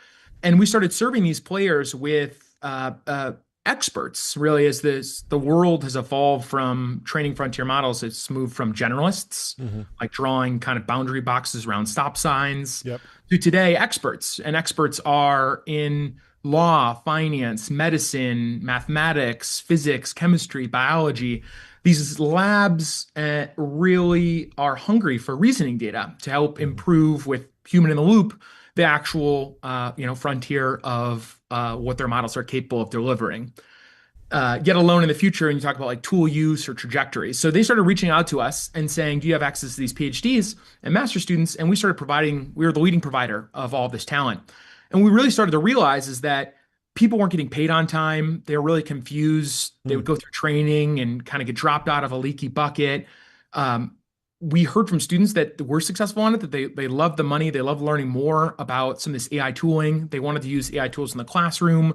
They wanted to use it in their research. And so given that we have this huge supply and zero customer acquisition costs, we started building a human data business. And really in the construct of building that business, the focus is really around like, how can you also think about evolving and automating a lot of the recruiting practices? Recruiting is still, it's sourcing, it's screening, it's scheduling. There's a lot that AI can bring to bear on that. And so we now, fast forward to today, in the last 6 months, have been working now with 6 of the frontier labs. We provide them tens of thousands of data. It's a lot of them. I didn't even know there were 6. I thought there were only 5. The big 6. Count them up. You got them all. And we provide them with experts to help make their models more effective. Very cool. Talk to me about how are the frontier labs thinking about human data annotation and answer generation? It feels like we might be at the end of that story soon, or maybe we're shifting into more of a focus on the areas that are less verifiable, less like write the answer to an IMO level math problem, and more in the biology and legal context where the models are falling behind. Like where are the pockets of value? Where's the most demand within the human data generation industry, and where do you see it going over the next couple of years? Yeah. So maybe I'll go like from the latter part of the question to the first. So like where we see it going over the next couple of years, it's definitely going to evolve into audio. It's definitely going to evolve into tool use. It's definitely going to evolve into trajectories. And experts will be needed to provide data. Imagine almost like recording your screen as you're conducting a task. Maybe you're building a slide deck and doing it, if you're an investor construct, like doing a DCF and doing competitive research, they want more data to be able to help improve these models, especially as you think about like agents, right? And step-by-step problem solving. Where the puck is right now and where the puck will continue to be, if you talk to a lot of the frontier researchers, is they need expert data. And expert data is in basically every esoteric area of human knowledge. They want to, the models have already kind of sucked up the entirety of books and YouTube and, human knowledge. And what they really need is they need special data to be able to make and understand the step-by-step reasoning that's required in order to be able to kind of fuel the future. And so if you think about academia, these PhDs, like what is the definition of getting a PhD? The definition of getting a PhD is like pushing forward an area of research that nobody else has done before. As peer reviewed by your peers, that's how you get your doctorate. And so this kind of perpetually recurring stream of PhD students and master's students are really valuable in this very moment. And it's also, to zoom out to their experience, like you can make, I don't know if you remember when you were in school, but you can make like $23 an hour being a teacher assistant. You could drive DoorDash. And we're paying these students like 60, 70, 80, $100+ an hour. Wow. And we can connect it to actually getting jobs. So we envision a world where like you get badges on your profile and there's like leaderboards by school.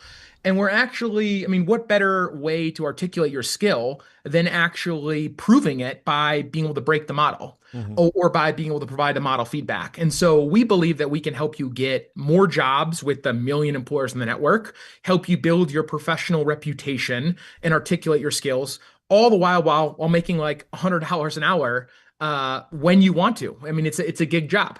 Yeah. How do you think about financing Handshake going forward? I'm sure you're generating a lot of revenue. You're clearly paying a bunch of your network out quite a lot. We were just learning about Surge AI earlier and what they were able to do while bootstrapped. I imagine even in the last week, you've had investors reach out trying to, say, hey, scale's out of the game. You want 100 million, you want to dance. But how are you thinking about the business going forward? One of the ways we think about this market is like, if you don't have an audience, there's no moat. What our competitors are doing is at some of these companies, they'll have hundreds of people who are recruiters sitting on top of platforms, sending messages on companies like Handshake. or spending tens of millions of dollars a month doing performance advertising, trying to acquire experts on Instagram. You can imagine if you're like a physics PhD and you get an ad on Instagram for a company you've never heard of before, claiming they could pay you $100 an hour, it's kind of a jarring experience. And so because we built a decade of trust in adding a ton of value to these users' lives, we have no customer acquisition costs. And what that means is that we can pass along all those savings by paying contributors. We call them fellows. It's the Move Fellowship program. We can actually pay you more than any other vendor on the market. We can also pass along those savings to the frontier labs. So as you think about our overall P&L, like our gross margin and ability to scale this business, considering, the moat is the network that we built, we sit in an amazing position to, to grow extraordinarily quickly. And that's what we've been seeing. I mean, in the last, month, we've grown by over 3x, and there seems like there's a lot of demand continue to be out there. I can imagine. I had no idea it was that big, though. Let's go. 3 hits of the gong for 3x. That's incredible. Are there any last question? We'll let you go. Are there any weird areas that you think we'll see this type of human data generation pop up? I'm imagining AI seems to be at 150 IQ. It can write code, and yet it can't book me a flight. Do we need to take flight travel agents and have them go through the workflow so that they don't get hung up on, should I sign up for the credit card, or do I want insurance on this flight, so that we have a whole bunch of data specifically about that task? I'm just interested in this concept of these economically valuable but highly niche tasks that we don't seem to be getting closer and closer and closer to one-shotting them with the current models. And I'm wondering if we're going to see this long tail of different hyper-specific business use cases, like what we saw in SaaS, where there would be Hipmunk, just help you book flights better. Is there going to be a flow where there's a new startup that's doing AI agents for flight booking, and then they're coming to you for a ton of data generation around how to actually book the correct flight, because it learns whether or not you're okay with a layover, or how price sensitive you are, all the things that you would get from the interaction with a human flight travel agent. Is that something that you think we'll see, or is that kind of just completely tangential? No, I think that's totally something we'll see. Interesting. I mean, what you just described is a trajectory called a browser trajectory. Sure. And that's basically you have a goal in mind. Yeah. And you have a step-by-step kind of thoughts in your mind around how you accomplish that. And you navigate tools, you navigate the browser, you stitch together your own intuition to be able to accomplish that task. Yeah, you might look at your own calendar. When do I get off work? Look up how long it takes to get to the airport. It takes me a different amount of time to get to Burbank than LAX. What's the parking like? There's it's such a simple task, because you think about anyone can do that job for you, and yet to do it well is actually really hard. Totally. And you talk about just being able to talk to a model, right? Yeah, totally. You don't even need to log in, right? So you're going to need audio data, you're going to need trajectory data, you're going to be able to interact with APIs. Humans, experts will be needed for the next several years to be able to make that data happen. Interesting. In order to be able to power the frontier of where you want to see it going. Well, that's exciting. I want to book a flight with an AI. It still hasn't happened. That's my own personal Turing test. Hopefully you can make it happen. But thank you so much for stopping by. This was fantastic. Appreciate your time. We'll talk to you soon. Garrett. Great to meet you. Cheers. Coming in next, we have Tanay coming into the studio to the TBPN Ultra Dome. A massive round. Oh, we're going to hit the gong again? Yeah, I'm going to let you hit it. The 10th time of the show. Always a good time. There he is. Welcome. Welcome to the show. You got news for us? Hit us with an introduction. Hit us with the news. What's going on in your world? Think we might be muted. Tanay. Are you there? Can you hear us? Are you there? I'm itching to hit the gong for you. I hear there's gong-worthy news. Are you there? I'm going to send him an email. Okay. You are live. You are live on TBPN. Okay. We'll pull him off for a second. In the meantime, I will tell you about Wander. Find your happy place. Find your happy place. I can hit you with the gong. Book a Wander with inspiring views, hotel-grade amenities, dreamy beds, top-tier cleaning, and 24/7 concierge service. It's a vacation home, but better, folks. We told you about don't realize we told you you're about live. Addio. We told you about Polymarket. We told you about Linear. Did we do Vanta? Automate compliance, manage risk, prove trust continuously. Vanta's trust management platform takes the manual work out of your security and compliance process and replaces it with continuous automation, whether you're pursuing your first framework or managing a complex program. Let's hear it for Vanta.com, folks. Give it up for Vanta. And if we got an extra minute, is he here? Are we back? Welcome to the stream. We made it. How you doing? We made it. Fantastic. Sorry we for had some the audio issues. Oh, no. It was a pleasure. We got to do extra ads. So, you're making my day. It's a dream. It's a you're dream. You're making my day. What's going on? Quick intro. You've had a big day. What's happening? Yeah, thanks for having me. We announced a $200 million round. Whoa! With General. That's fantastic. Buried the lead, Jordy. You guys gotta start selling those. I feel like we need one in our office. But yeah, no, we're super excited. Congratulations. Commure obviously works in healthcare. We power AI workflows, everything from ambient to revenue cycle payments in large hospitals. Oh, interesting. Give us a quick history of the company, because it's not often I see a 200 on 6-something billion. I hadn't heard of the company before, but I hadn't. Josh Browder connected us last night. Amazing. And so I'd love to hear your quick story, kind of how you got here. History of the company. I want to hear about the first customer too.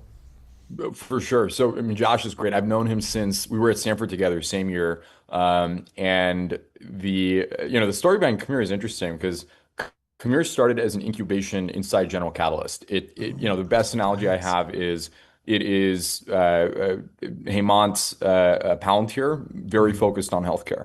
I started a company while I was at Stanford called Athelas, which was focused on applying language models and computer vision in healthcare. We started as a blood diagnostics company and then eventually grew into this mid-market SMB OS for physicians.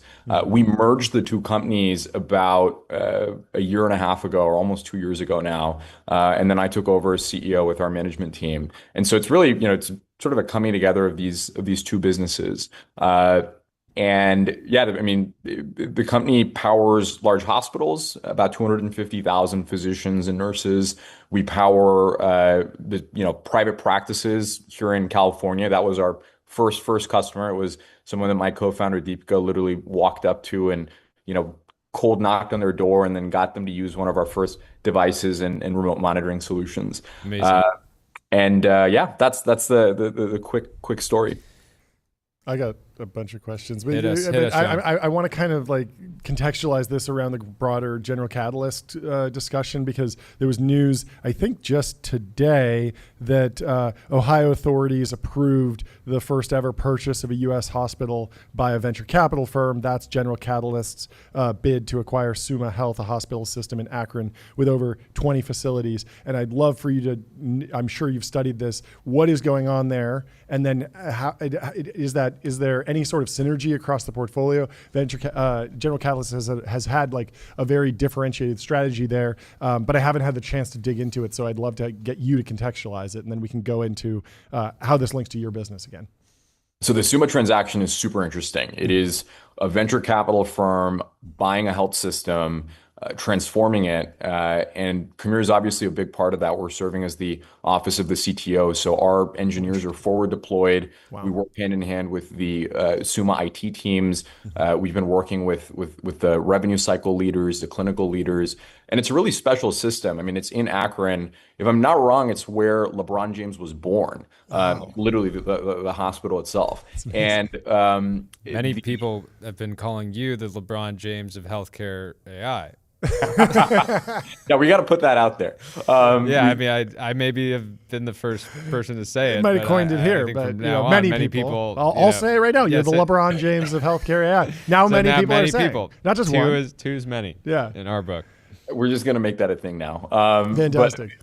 It's remarkable because running a health system is super hard. It is a 1% to 3% operating margin business. Most of them go out of business, and I think what General Catalyst believes in is language models and technology can transform the operating margin and also lead to better care. So it's not a PE, cut and juice play. It really is an investment. That's awesome. Talk about Commure's overall product strategy. You guys have a number of different products. It seems like a very different, we've talked with founders and covered companies that come on and just want to own one key area, but healthcare feels like somewhere where if you can get embedded with the set of customers, you can, more rapidly kind of add products to the platform. So I'd love to understand the product strategy. We really look up to businesses like Rippling and Ramp. Yeah, I was going to say. Where there's this concept of you enter with a wedge, and in our case, that wedge is either ambient AI, which is a tool that helps a physician document and really automate the revenue cycle of their appointment, generates the claim automatically, and then the back office, which is when you walk into a hospital, there are tens of thousands of people at large health systems whose sole job is fill out claims, call up insurance companies, fight denials, fill out new forms. All of that's going away with LLMs. And our belief is that if you do that as a point solution, as like a single, little part of the solution, you might get some initial usage, but eventually the EMRs like Epic or companies such as ourselves will just eat you.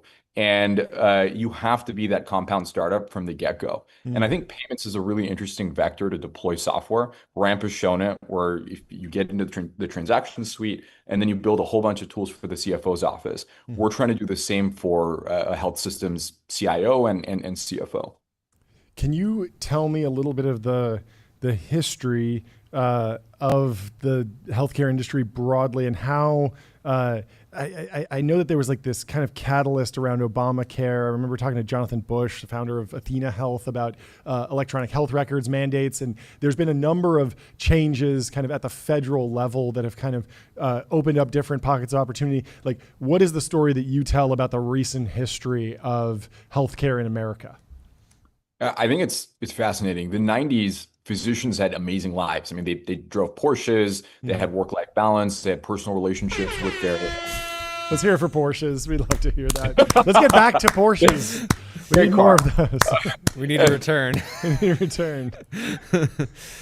And all in all, patients got great experiences too because of that personal relationship. And then the admin work tax just increased. Everything from insurance to filling out an EMR. Digitization came in the 2010s with Obamacare and meaningful use, and really EMRs proliferated. And Jonathan Bush and Judy and all these people are legends in the industry because they built Athena, a $20 billion company, Epic, probably a $100 billion company now on the backs of that, very quietly and under the radar from most of tech.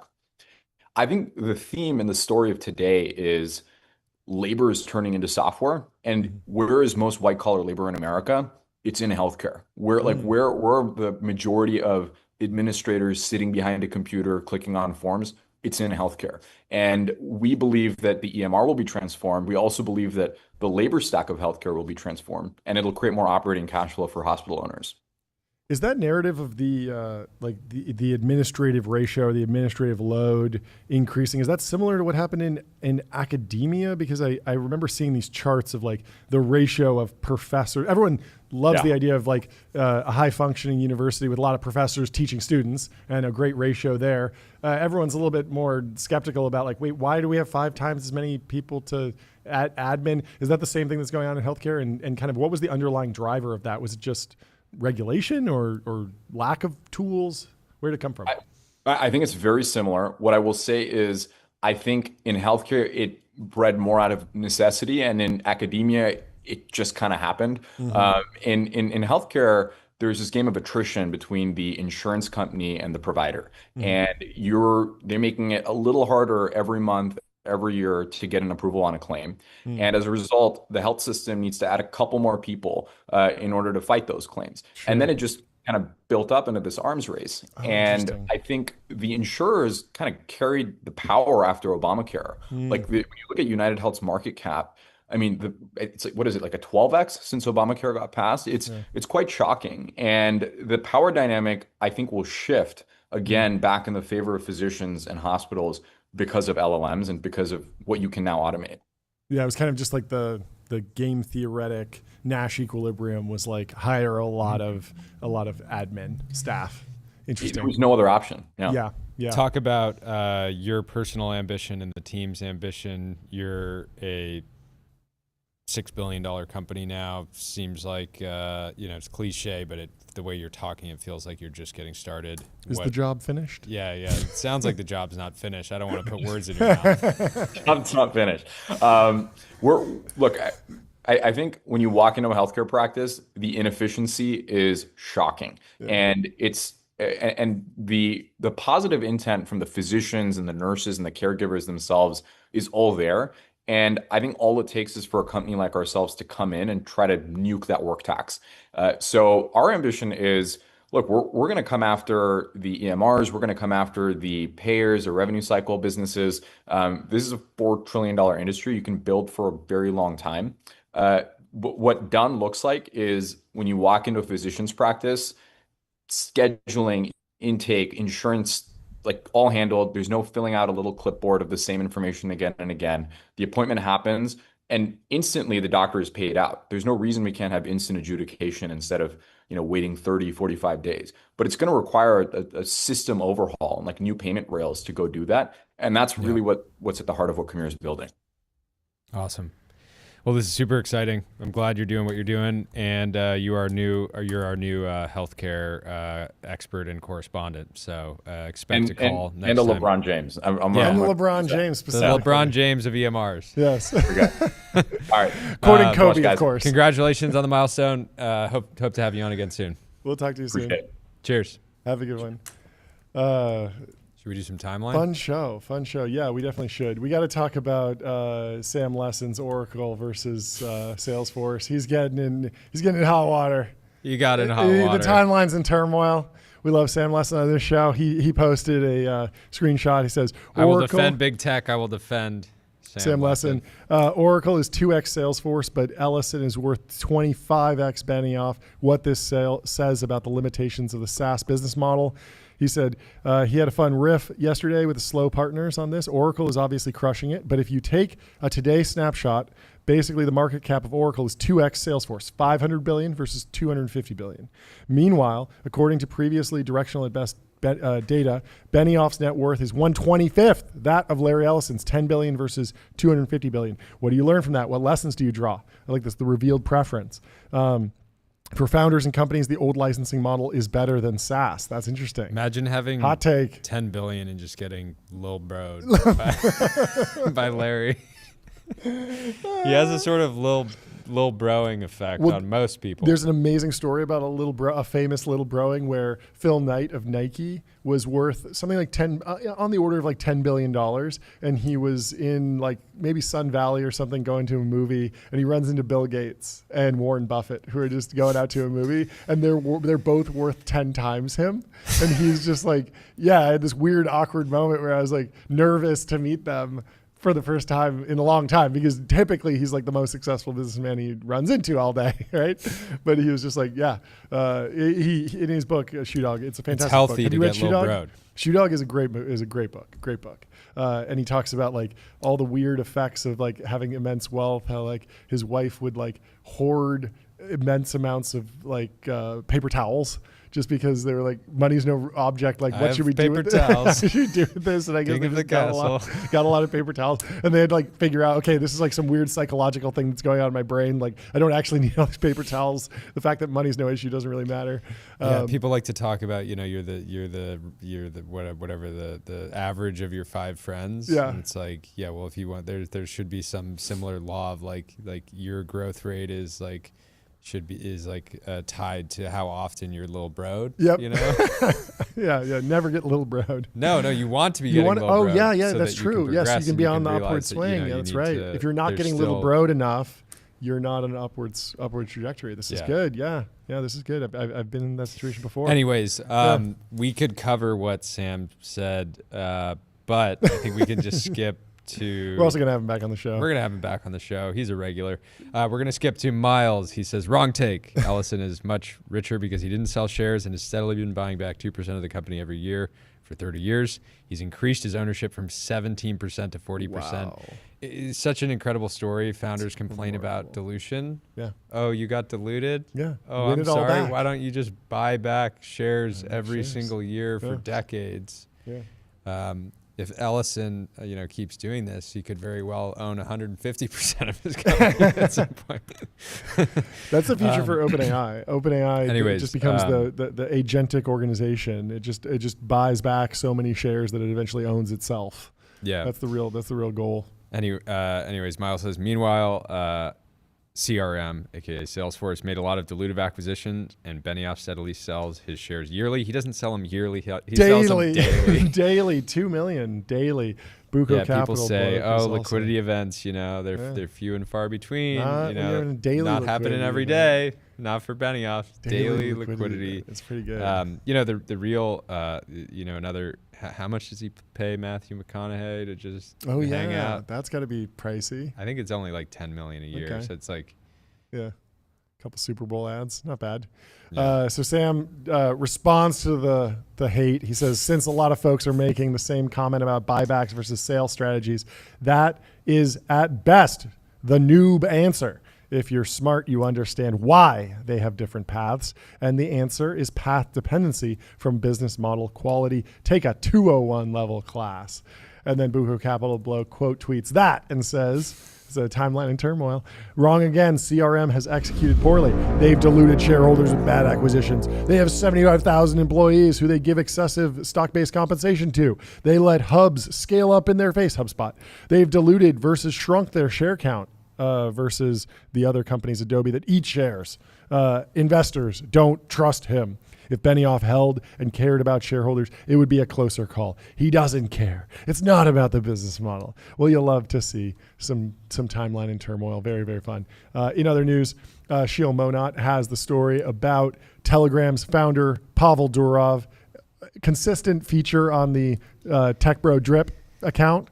Everybody says they're pro-natalists until you ask how many children have you fathered through sperm donation. Apparently, he has fathered over 100 kids via sperm donation, and he is worth $14 billion. And he says he'll leave his fortune to all of them, with no difference between his 6 kids conceived naturally compared to the 100 via sperm donation. So every one of them is going to get $140 million.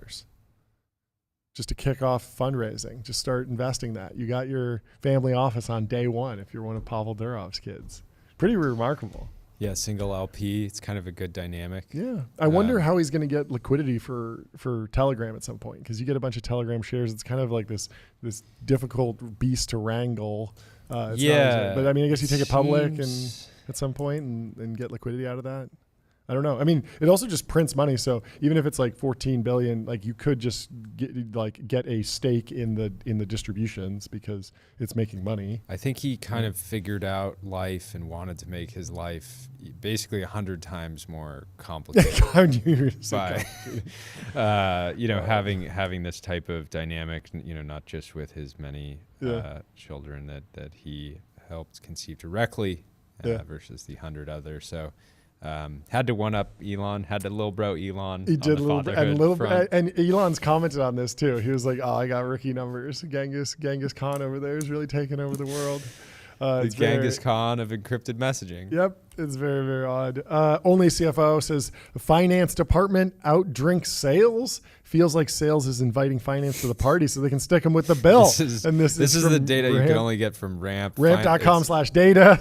Apparently, finance, marketing, sales teams lead in alcohol spend. Alcohol as a share of business meal spend. Not in that order. So marketing is absolutely dominating. 20%.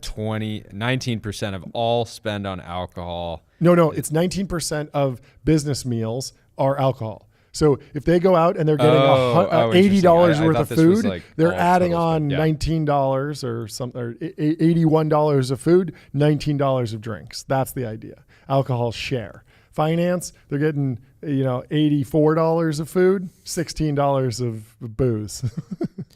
Marketing is drinking sales under the table. Yes. Narrative violations. IT in the tail end there, 9.7%. Many Huberman devotees in the IT department, apparently. Yeah, not a power lunch category. No, but the 3 martini lunch will make it back for the tech teams. Should we go to this story about the vibe coder who sold his business to Wix for $80 million? It's only a 6-month-old company and there's no external funding. $189,000 in profit in May. Bryce Roberts, this is just the beginning. There's going to be more stuff like this. I think this is pretty cool. Base 44 only employs 6 people, hasn't raised any external funding. The 31-year-old built a viral AI app maker as a side project. So you go in there, you design an app, obviously plays very well with Wix, which is in the website building business, but he flipped it for $80 million. And he's post-economic now. Congratulations. Yeah, when I saw this headline, I was confused. I was like, okay, so he just vibe coded something and sold it, but it is a tool to built do a vibe coding tool. Yeah. Trusted by over 250,000 builders worldwide, and nice quick flip. Amazing. He's basically getting a similar outcome to a founder that sells their company for $1 billion, but goes through a bunch of different financing or rounds. kind of like a mid-tier AI researcher these days. Yeah, starting like starting out. bonus. Yeah, starting out. In other news, John Carmack is absolutely jacked. This is fantastic news. Yaxine has the news. He's looking very built. But John Carmack chimes in. He says a chunk of this is just his wife dressing me in tighter shirts, but I did put on several pounds of muscle this year after switching my random grab bag of vitamins and supplements over to Brian Johnson's Blueprint system. Let's hear it for Brian Johnson, really making a difference in the technology world. I was probably not getting enough protein to take advantage of the exercise I was doing. I have always been roughly upper quintile for fitness. Let's go. Regular exercise, but not at the level of serious athletes that most offices tend to have a few of. And now he's looking built. Palmer Lucky chimed in. It's a great day on the timeline. Let's check in with Tyler, close out the show. I was going to check in with this Polymarket. Polymarket. Will Chamath launch a SPAC in 2025? I was posting about this.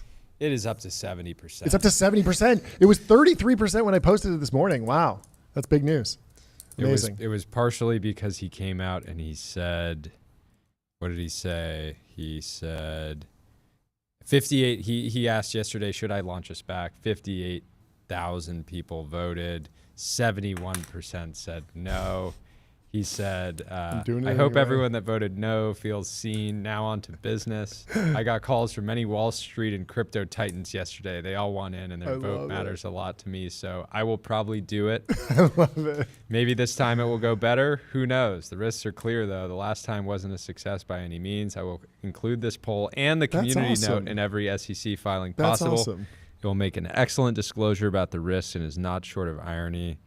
So what kind of company do you guys want? No crying in the casino. So let's go, Chamath. People are absolutely fuming at the comments, I'm sure. But honestly, get after it. Pretty fair. Everyone knows fair what's up. Post. He's going to play by the rules, And I think at the end of the day, it's very like I look at the next Chamath SPAC as like it totally will, like it probably will pop. It'll get a lot of attention. It might turn into a meme stock, right? I will be interested to see what kind of target I'm 100% excited to follow the story. Yeah, it's going to be fascinating. Anyway, let's check in with Tyler and then close out the show. Tyler, I have a question for you. Can you guess a number between 1 and 50?